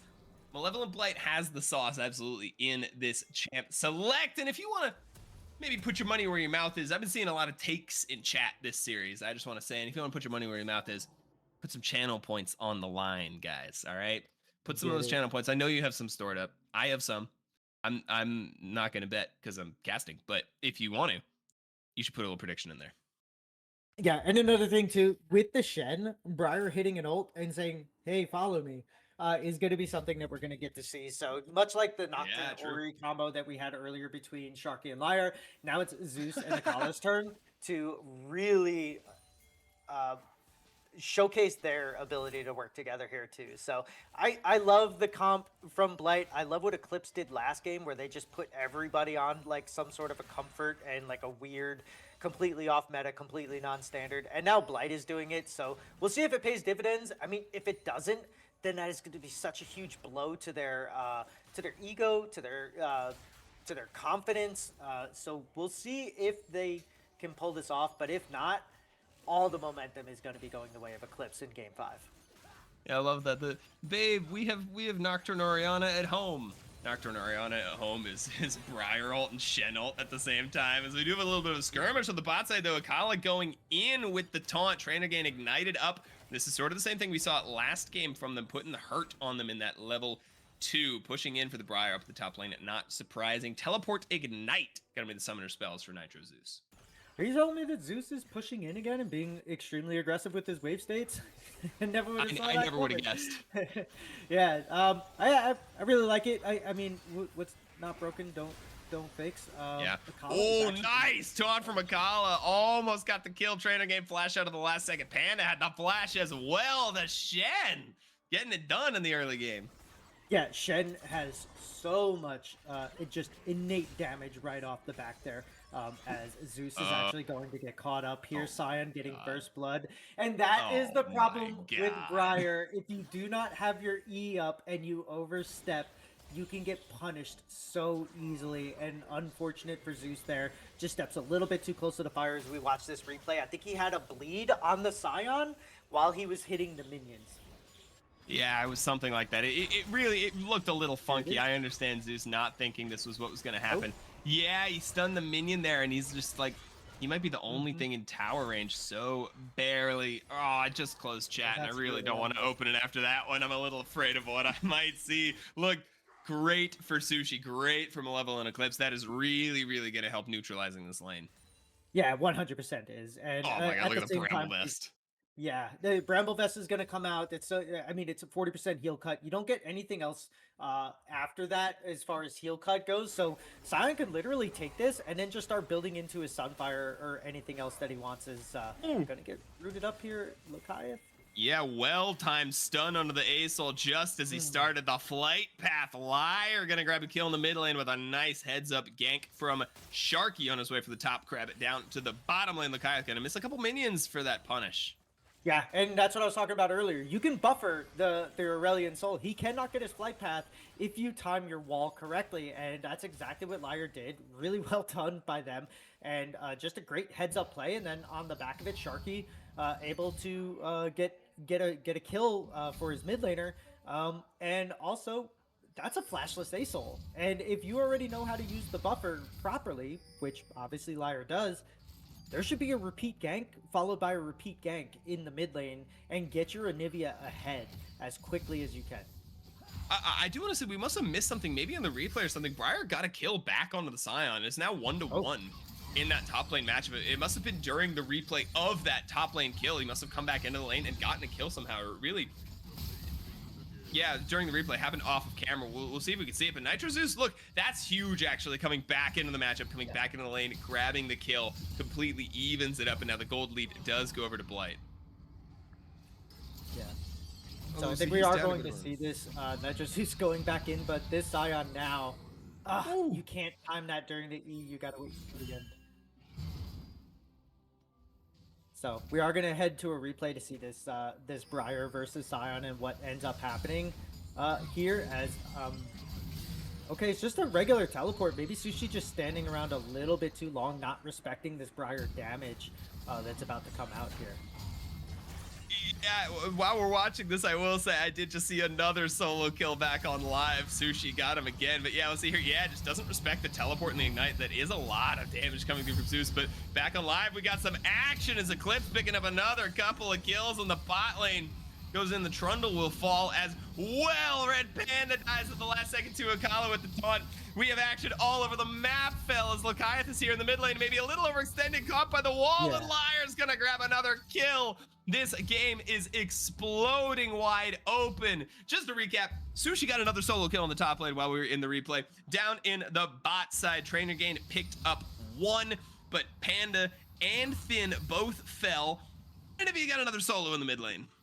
Yeah, it's just this one's all over the place, and this is the spiciness that you expect out of a Briar top, and then into a game where these teams you start to get a little bit of mental fatigue, you start to get just a little over or underconfident, and you start making some weird decisions, and you're not paying as much attention. This is now we're stepping into like the 3 3.5 hours, just over 3 hours of League of Legends, and it becomes taxing, and you're going to overstep. You're going to miss stuff, and this is probably going to come down to the team that has the best, um, I guess, like uh, anti-fatigue measures or whatever. As we're going to get a look in this bot lane here as it develops.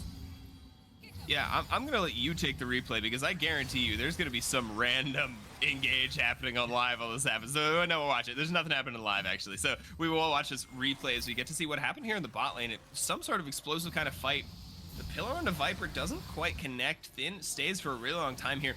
Oh, the dredge line does find Viper at the last second there, and they do take him down after using the flash, but Thin tanks up a couple of tower shots. Oh, and the twisted advance follows Thin's flash, allowing them to pick up 2 kills there and almost get trainer again, but I don't believe they're gonna be a back off at the very end there. And I mean, you did get the kill right early on, and then you follow it up. Nitro Zeus, yeah, Nitro Zeus. Sion's starting to learn how to play into this comp here, but Trainer Gain is going to be forced to flash here, which is absolutely huge. Into a Shen and a Maokai, it's really hard to play this now. And Sushi's kind of winning this 1v1 up top here, as Zeus is going back in because he has the Maokai coming up the river. Yeah, he's moving back in. Maokai is here, and the Nature's Grasp is on. Unstoppable Onslaught will get the Sion out at the last second. Oh, gank coming in from Finn, but a nice stun from the Senna is gonna prevent it. And I will say, while we're in that replay, there weren't any kills, but they did secure the Dragon from Malevolent Blight. But Nitro Zeus is going in. He wants this bad. Oh, the Q doesn't connect from the Sion. Sushi stunned up into the wall. Doesn't have the flash, doesn't have the ult. Zeus should be able to chase him down, and just like that goes into a feeding frenzy. But can he escape the passive? No, he cannot. A little more trading in the mid lane as this top lane is just so crazy. So this is one of those weird things, right? Like, you have to use your E to kill the Sion, but after you kill the Sion, if you are if Briar is locked on to somebody, it's going to lock on to a champion. It automatically does it, so you automatically are fighting the zombie Sion, whether you want to or not. So this is probably going to happen more often than not, where we're going to get a kill by Nitro Zeus on this Briar, and it's going to be followed up with a Sion zombie kill if it's going this way. So it's a really fun interaction. At the same time that happened, also I think Maokai ended up taking the grubs for the side of Blight, so they do get that in their back pocket, even though they and so they have the first dragon and they have the grubs. So I don't know who ended up getting the first 3 kills. I believe that it was the Sion prior to the bot lane excursion that we saw, but I could be wrong on that. So yeah, I want to say you're right. I do think that picked up. That solo kill came through before the rest of the bot engage, but we don't have time to talk about that. There is always more fighting to be done. Akali goes in with a taunt, gets the block on the autos, and stays alive. Just enough health to keep the play going. As Zeus going back in, avoids the charged up Q, and Maokai is here once again with the Nature's Grasp. Roots him up, not into the tower anymore, but Sharky will knock him back into the tower. We'll see if they can get anything more done. Sion, no ult, no flash. Still, Zeus thinks he can heal up, knows he can, but he's gonna fall into the zombie once again. It's just what you said, Fel. It just keeps happening. Yeah, and Finn had a way to get in there and take out the Maokai as well, and he didn't end up doing it. I guess he thought the play was dead. He forgot that Sion zombie actually kills Briar here. They both get an insane amount of lifesteal, and Sion is gonna win that probably 5 out of 6, if not 6 out of 7 times, just because of the Bramble Vest and the extra empowers that you get on your auto attacks. So Finn could have come up there, but he stutter stepped, started walking back, and then when the kill happened, he's like, oh, now we'll go. So a little bit of a misplay by Finn there, who's been really good at his aggression on the jungle champs, but just not enough, as Shen's backing, and he's probably going to be looking to make a ultimate play here for somebody soon. Yeah, has that ult available and will be trying to use it to roam away from the bot lane because, to be so honest, Viper does not need him. It's been the story of the bot lane for this series so far, but look at that CS lead once again for the Senna. Yeah, and you play Senna and don't expect to win lane. You expect to win game afterwards. So Yeah. it's kind of funny to see that Viper Pudding just doing really well. He's been so consistent this entire series, and he's doing it once again here on the Senna, where you should not be winning this matchup. But Akala on the Shen and the repeated ganks from Red Sharky on this Maokai have made it so that he can kind of do this. So I really do like the play from Blight around their bot lane. The top lane is kind of a wash here as they're both sort of, getting what they want or not want out of this. Is Zeus is Yeah, actually running away from Scion here. That's insane.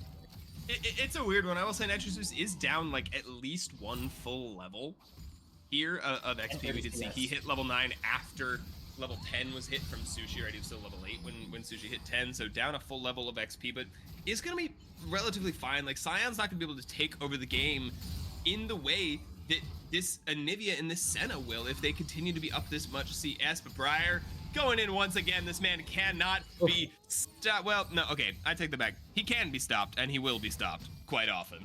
Yeah. I'm kind of surprised that Shen didn't opt to use the Stand United there and get that kill onto the sign and save his Briar. I mean, I know that Dragon is up now, but I think that that was probably a guaranteed kill. They do have complete priority over this Dragon area, so I don't even think they need the Shen here. So probably could have saved his Briar and then maybe gotten a kill and gotten some, maybe even a plate or at least a lot of CS for the Briar.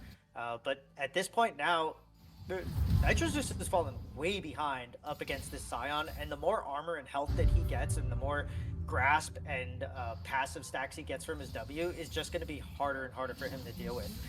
That being said, in the mid lane, Lyre has been once again beating Lokiath for pretty much the majority of this matchup here, as he is going to finally get a gank from the Trundle, but it's just not going to amount to anything except for a Shen Yes, ult. Stand And, United is coming through from Akala, though, forces the flash out from Thin as he gets the taunt up Thin, taken really, really low on the Trundle. And look, what is an Anivia wall if not just like 3 Trundle pillars stacked on top of one another, right? It's just way more effective, and you see it happening in that gank. Now, Red Panda tried to come up and join the play, gets the hook out with the dredge line, just barely escapes Spider-Maning to the wall there, had to blow the flash training, and now rooted up under the tower, takes a lot of damage from Viper in the exchange. Lokiath taking a lot of damage there as well, and Zeus, yeah, knocked up once again. Yeah, and not only is he taking a lot of damage from Viper, but he's also giving away free stacks. When you get hit with the Senna ability, it procs the first part of her passive. All she has to do is hit you with either a Q or another auto attack, and she grabs your soul. And this is sort of a ticking time bomb if you're on the side of Malevolent Eclipse, that you do not want Senna to start hitting like her 120, 140 stacks, because the range becomes absolutely huge. If she gets a rapid fire cannon, it seems like she's hitting you from like the other side of the map when she's auto attacking and queuing you. So they're gonna have to be cognizant of that and be a little wary and make sure that they don't just keep giving her free stacks. Oh no, trainer game. Oh, trainer maybe caught in the mid lane, has the flash available, not gonna get to use it, pops the barrier, falls anyway. Red Sharky grabs him, and Lyre, another heads up play, catching someone out on the mid wave, and now they're gonna move up to this Rift Herald. They have rotated pretty much the entire team up. There's no one on the bot wave. Sushi takes actually a pretty big chunk from Nitro Zeus, but Zeus, I just don't think you win this, man. I just don't think you win this. He's down so much gold in this top lane matchup. There's no way he's winning even that advantage of a 1v1. Now, they will probably get to pick up the Herald, but they're going to lose a lot of damage, probably the entire bot turret. tier 1, actually. Yeah. Although, Panda, what are we doing here, man? This is a huge overextension for the Nautilus. They're going to hopefully give the kill over to... it doesn't go to the Senna, ends up getting picked up by the Shen, but that's a kill nonetheless. First tower does fall to the side of Eclipse, which will secure them the feats of warfare, but the Herald actually been pulled off of from Blight. They're going to push into this mid lane tier 1 instead, try and trade back the tower. Yeah, We'll and get it, and then the Herald? yeah, and we do know that mid tier 1 is way more important, as Lokiath is going to get caught up by Zeus here. There's no way. Yeah, Zeus may have found the person he can solo kill. Yeah. If you can't get the Scion, you could definitely get the underfed Ace. Oh man, we cannot be getting hit by those. Yeah, you have to know that there's a couple globals on the side of Blight, and you can get caught out really well. As we talk about getting caught out, there's 2 So ultimates down. much damage on the Viper. Chains of Corruption just stopped him in his tracks. Training Gain will fall the last second to Red Sharky. And can they win the rest of the team fight? TP in from Nitro Zeus. The Briar can put in the work in the team fight even if he doesn't win the 1v1. They get the pick on the Viper, but the team falls apart. Sushi flashes over the wall. 3 for 1 in favor of Malevolent Blight. Yeah, and you still have Finn over on the bot side here. Like, if you're giving the Rift away, you need to give the Rift away. Like, this is a bad call from Eclipse to try to, like, sort of fight this out, especially after, you know, getting caught out on the ASOL, and before that, Red Panda getting caught out trying to... I don't even know what he was doing. They know where they're at. They need to respect the damage and the teleports. Now, that being said, that was a lot expended for those 2 kills on the back end of that Nautilus kill. So they could end up, you know, they could have ended up using a little bit too much there, as Zeus and Sushi are just fighting again. So much damage coming out from this Scion here. Oh my god, that's a disgusting amount of damage. Zeus goes back in. Actually, he does get the 1 for 1. That's a shutdown in favor of Nitro Zeus. I do think we'll accept that trade, especially if Sushi can't claim the tower, which he can't even with the Demolished Proc. 4 and 7 on the Briar will not stop Nitro Zeus from going in. No, it won't. And I just want to do a little PSA shout out to Riot. Thank you for nerfing Zombie Scion's damage to towers and objectives, because that was so unnecessary, as we're getting another fight here. Ooh, yeah, little anti-synergy there, excuse me, as the pillar actually saved Viper's life. But can they get out with the rest of them? I don't think they can. Lokiath barely flies away, but Sharky's fine. He's healing up with every cast, and the certain death is here. Nitro Zeus is flying into the team fight, and he's gonna pick up a kill on the trainer again. Lokiath limps away with his health bar, but the rest of them fall. It looked dicey for a second, but Blight is so good at this. They always come back in these doomed-looking team fights.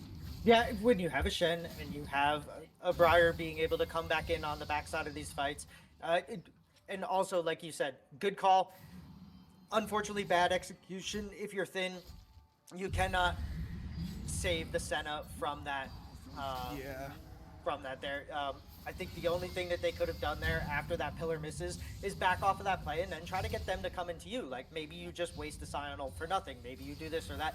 But yeah, unfortunate for Eclipse there. They're going to lose the Dragon on top of 3 kills for nothing, and now they're in another skirmish they don't want to be in. Yeah, and Red Panda's getting caught out once again. I said it in the champ select, and it's proving true. This Nautilus champ dies a lot. Ikala on the Shen trying to play disengage here as Sharky will fall. That is a pretty big shutdown. They're going to grab the one onto Ikala as, oh, flashes the wall. Actually, they might not be able to get him thin flashing after him. Gets him with a chop. 2 shutdowns to the Trundle. That's a good amount of gold coming back to Malevolent Eclipse. But what I was about to say before this team fight is, God, this feels so bad if you're Eclipse. You're facing down a Senna Anivia team comp, and you're down 3 dragons at 20 minutes? Yeah, so even though they end up winning that on the backside there, you're right, they've lost a lot. They also lost the grubs. They did get the first tower in the first 3 kills, so they are going to get the boots at least. But the way that this is shaking out, this may be one of those, 42% games where the people that get the feat actually lose the game. But they do have a chance. They do have a chance here. Trundle and Scion are on the top. They can take the Briar if they want it. They just have to see that she's coming first. But Trundle might get caught out here, or Zeus might get caught out here, as now they're kind of flirting around this. Yeah, scrapping it out. Ikala gets here before anyone else on the support staff does for the side of Eclipse, though, so the fight will go the way of Blight. And oh, it's a tale as old as time. Red Panda caught in the middle of 3, and he's gonna fall a 6th death for the Nautilus, and it leads right into Otacon. This always happens to Eclipse, where they get caught on the same side of the map as the objective is spawning. And they keep doing the same thing. They keep backing in enemy territory. They didn't learn from game 1. They didn't learn from game 2. You cannot back in enemy territory. No matter how well or bad you think you're doing in the game, it is always a bad idea. Take the safe route. You had Scion right there. Walk to him. Do not get caught out next to the Briar, and by the time that he realized it and he tried to engage, it was way too late. Akala was right there, didn't even have to ult to get into the fight, and you're just gonna get locked down. And then Panda just seeming like they heard the call 30 seconds ago and just kind of kept going, right? So like a little bit more awareness from Red Panda would be nice here, because you cannot keep getting caught up by this Nautilus. As you said before, he dies a lot because he is a support that engages, and even though he has a lot of tools in his belt, you still don't have the items or the money or the experience. You're level 9 going into a level 14 Briar, 15 Anivia, so just gotta be a little bit smarter, and Eclipse needs to learn when their plays are dead and they need to walk away from them. Yeah, but unfortunately, this game and this series might just be dead if they can't pick up this next dragon, if they can't win the team fight in the next 2 minutes. It's so interesting that this game, I thought that maybe, even though they're coming back to a more standard team composition, they might be able to carry the momentum, carry the hype from the last game, from their victory into this one. It seems that the only person who's been able to do it is Sushi, 7-4 on the Scion, but they might get a little something here, but it's never a pick onto Sharky as the odds just swing in Blight's favor. The stand united on the certain death. The two globals bring the Goon Squad in. They pick up 2 kills. Dragon's not up for another minute and a half. Baron's not up, Otacon's not up, but again, a team fight attempt, a pick attempt from Eclipse that goes awry. And this happens so often, especially in the IBSG thing, where you end up thinking you have a pick, but the other team has a Galio or a Shen, or in this case a Shen and a Briar that just completely turns the fights around every single time. And now they're just picking more piss fights. Oh, he's stuck in between a wall and another wall is the real thing. A rock and a hard place, I guess, is the fun way to say it. But that was a wall and another wall. They try to find a pick in the jungle. They are so desperate for something, Fel. You can see them grasping at straws, trying to play through their strong Scion. But Scion just can't carry a game like this, man. You're down 6K gold. Yeah, like, it's always that, how do we stop the Fed member? And it's, let him walk into 4 chains of CC, right? And that's exactly what they get there.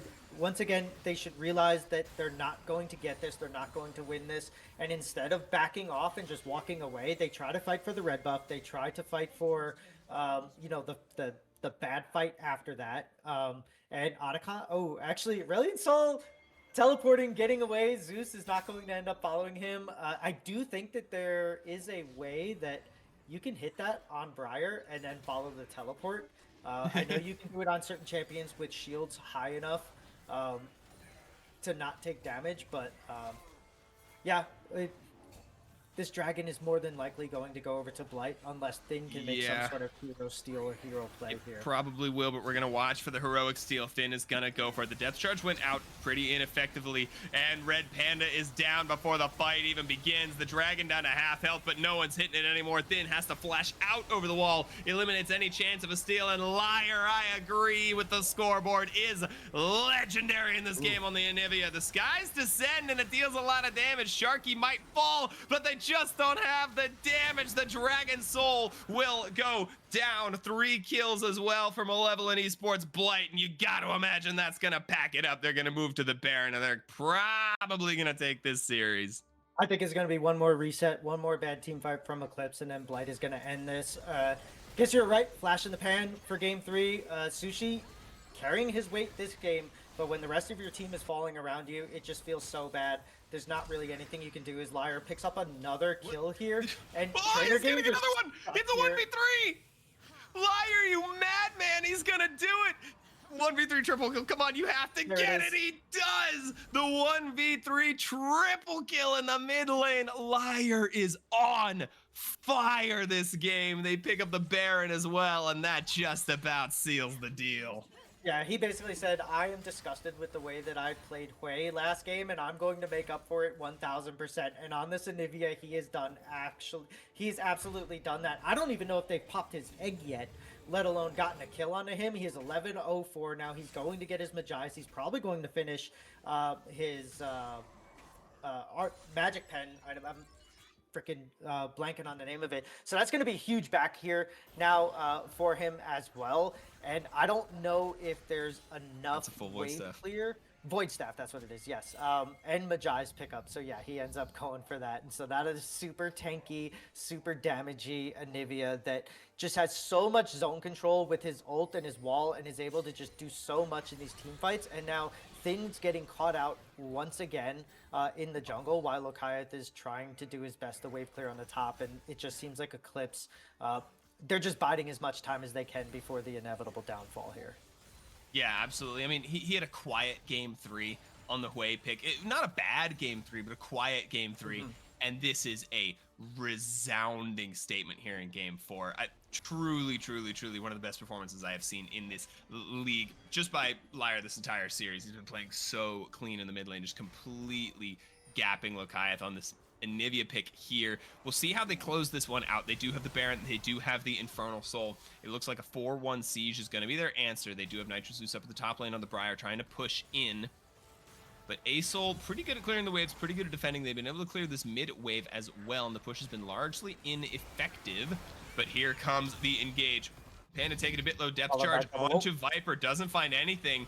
Nature's Grasp gonna go a bit wide. It gets a couple of stuns, but they're under the tower and there's nothing they can do about it. Now Lokiath has roamed down in, will allow Briar to take that top tier 2 if she so pleases as the mid lane tier 3. Ooh, just barely doesn't fall. The hook goes in for Red Panda, but he's the first one to fall in the team fight. As here it comes, the Asol ulti does a little bit of damage, gets a nice stun. Sharky will die, and the certain death did miss from the Briar. Lokiath flashes out as Akala's in quite deep, tanks up a couple tower shots, and will fall to the Trundle at the last second. But the Scion is down. Viper wants to keep pushing, but the Scion Ghost may stop him. Nitro Zeus is in there, though, and he's on a frenzy. Thin will fall to the Ignite, and he switches targets. He's going down for Trainer Gain, and he does so much damage. A double kill to the Briar. Lokiath stuck by the wall. Liar picks up the ace, and Malevolent Esports Blight are going to win this quarterfinal. Oh, yeah, 100%. There's no way that Panda can stop this, right? No. With the exception of maybe Zeus throwing himself at everybody. You can get an 11th death. They could have had that fight a lot cleaner too if they would have just taken the tower down. He is going to picked up another kill and another death. For not, Yeah, there it goes. Malevolent Esports Blight will win the Civil War. They will win this quarterfinal in a decisive fashion, and they will earn the. I'm going to decide it's an honor. Fel, I'm going to say they will earn the honor of moving on to the semifinals to play against the undefeated DPS. Yeah, that's gonna be insane. DPS is such a tyrant in this league. They have been all season. They've beaten everybody. They haven't. I think they've only lost like one game, maybe, this entire season. They 3-0'd in the playoffs against the 4 seed from Group A, and as Chad is pointing out, that is a Group B. Yeah. A Group B sweep of the playoffs, and production just confirmed what I'd said earlier. Liar never even egged on Anivia, so they didn't even get her passive. Didn't need it. Not once. Didn't need it. Most passiveless champion useless, in this game. Most useless passive in the game this time, and Liar showing up this way, huge. This is what they needed, and this is the kind of stuff that they're going to have to play towards in next week against DPS. And yeah, I mean, good series. Unfortunately for Eclipse, they got out to a really good start in game 2, ended up losing it. Got out to a really good start in game 3, ended up winning it, and then got into a good start here, but couldn't finish it. No, they showed some signs of life, especially Sushi in the top lane, especially after such a difficult game 1 and game 2. Really came back in 3 and 4, really proved what he was capable of. I would say Finn as well had some good games, had some bad games too, but had some good games. This last game just kind of looked like a collapse on all sides. I mean, they were winning the top lane and they just got rolled everywhere else. And collapse is honestly the story for all of Group A this playoffs, right? They're just completely out. The 4 teams in semifinals are all from Group B, which I don't think anyone would have predicted coming into the playoffs. I really don't think is what we expected to happen, but Group B do stand on top. For Malevolent Eclipse, a great season, truly. I mean, 2nd seed from Group A coming into the playoffs, a really, really strong season. They can go out with their heads held high, but they will have to look at this series, and I bet they're going to be sort of kicking themselves. When they watching it, I would give it time. Don't immediately VOD review this, but when you watch a series next week, there are things to learn. Yeah, 100%. And also, like you said, hold your head high because you came into this 5-2, and none of your players were even rated in the top five of the bracket, right? Like, so Yeah. everybody, basically throughout the entire season crowned you as underdogs, and you came in here 5-2 against a really strong Malevolent Blight that seems like they're catching their stride recently, and like it just happened. So hats off to Malevolent Blight, and good job to Eclipse. And like you said, heads held high because you guys overperformed this season, and that's something to be said. And all of these players, especially like you said, Thin and Sushi. If it wasn't for that Trundle game, Thin was really strong this entire series. Even in the games they were losing, he was still in there, still creating opportunities for his team. I think the underperformance of Trainer and Red Panda, unfortunately, in this game, just kind of, or this series, just kind of got the best of them a little bit.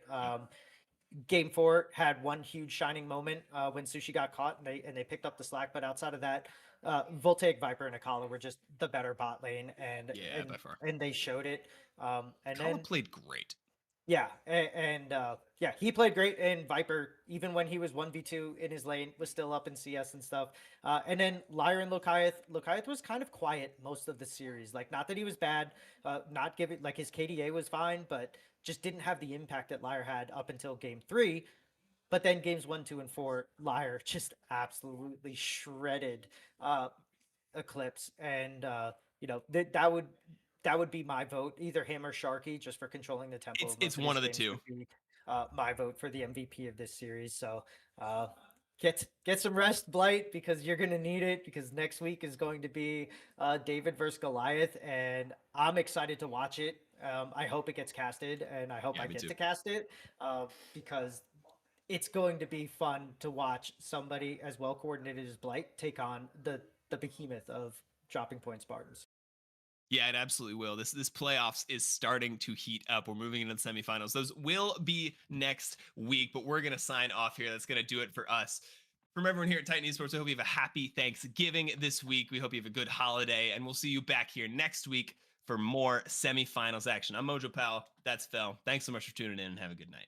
Jarogan and Loki, thank you. You're the best.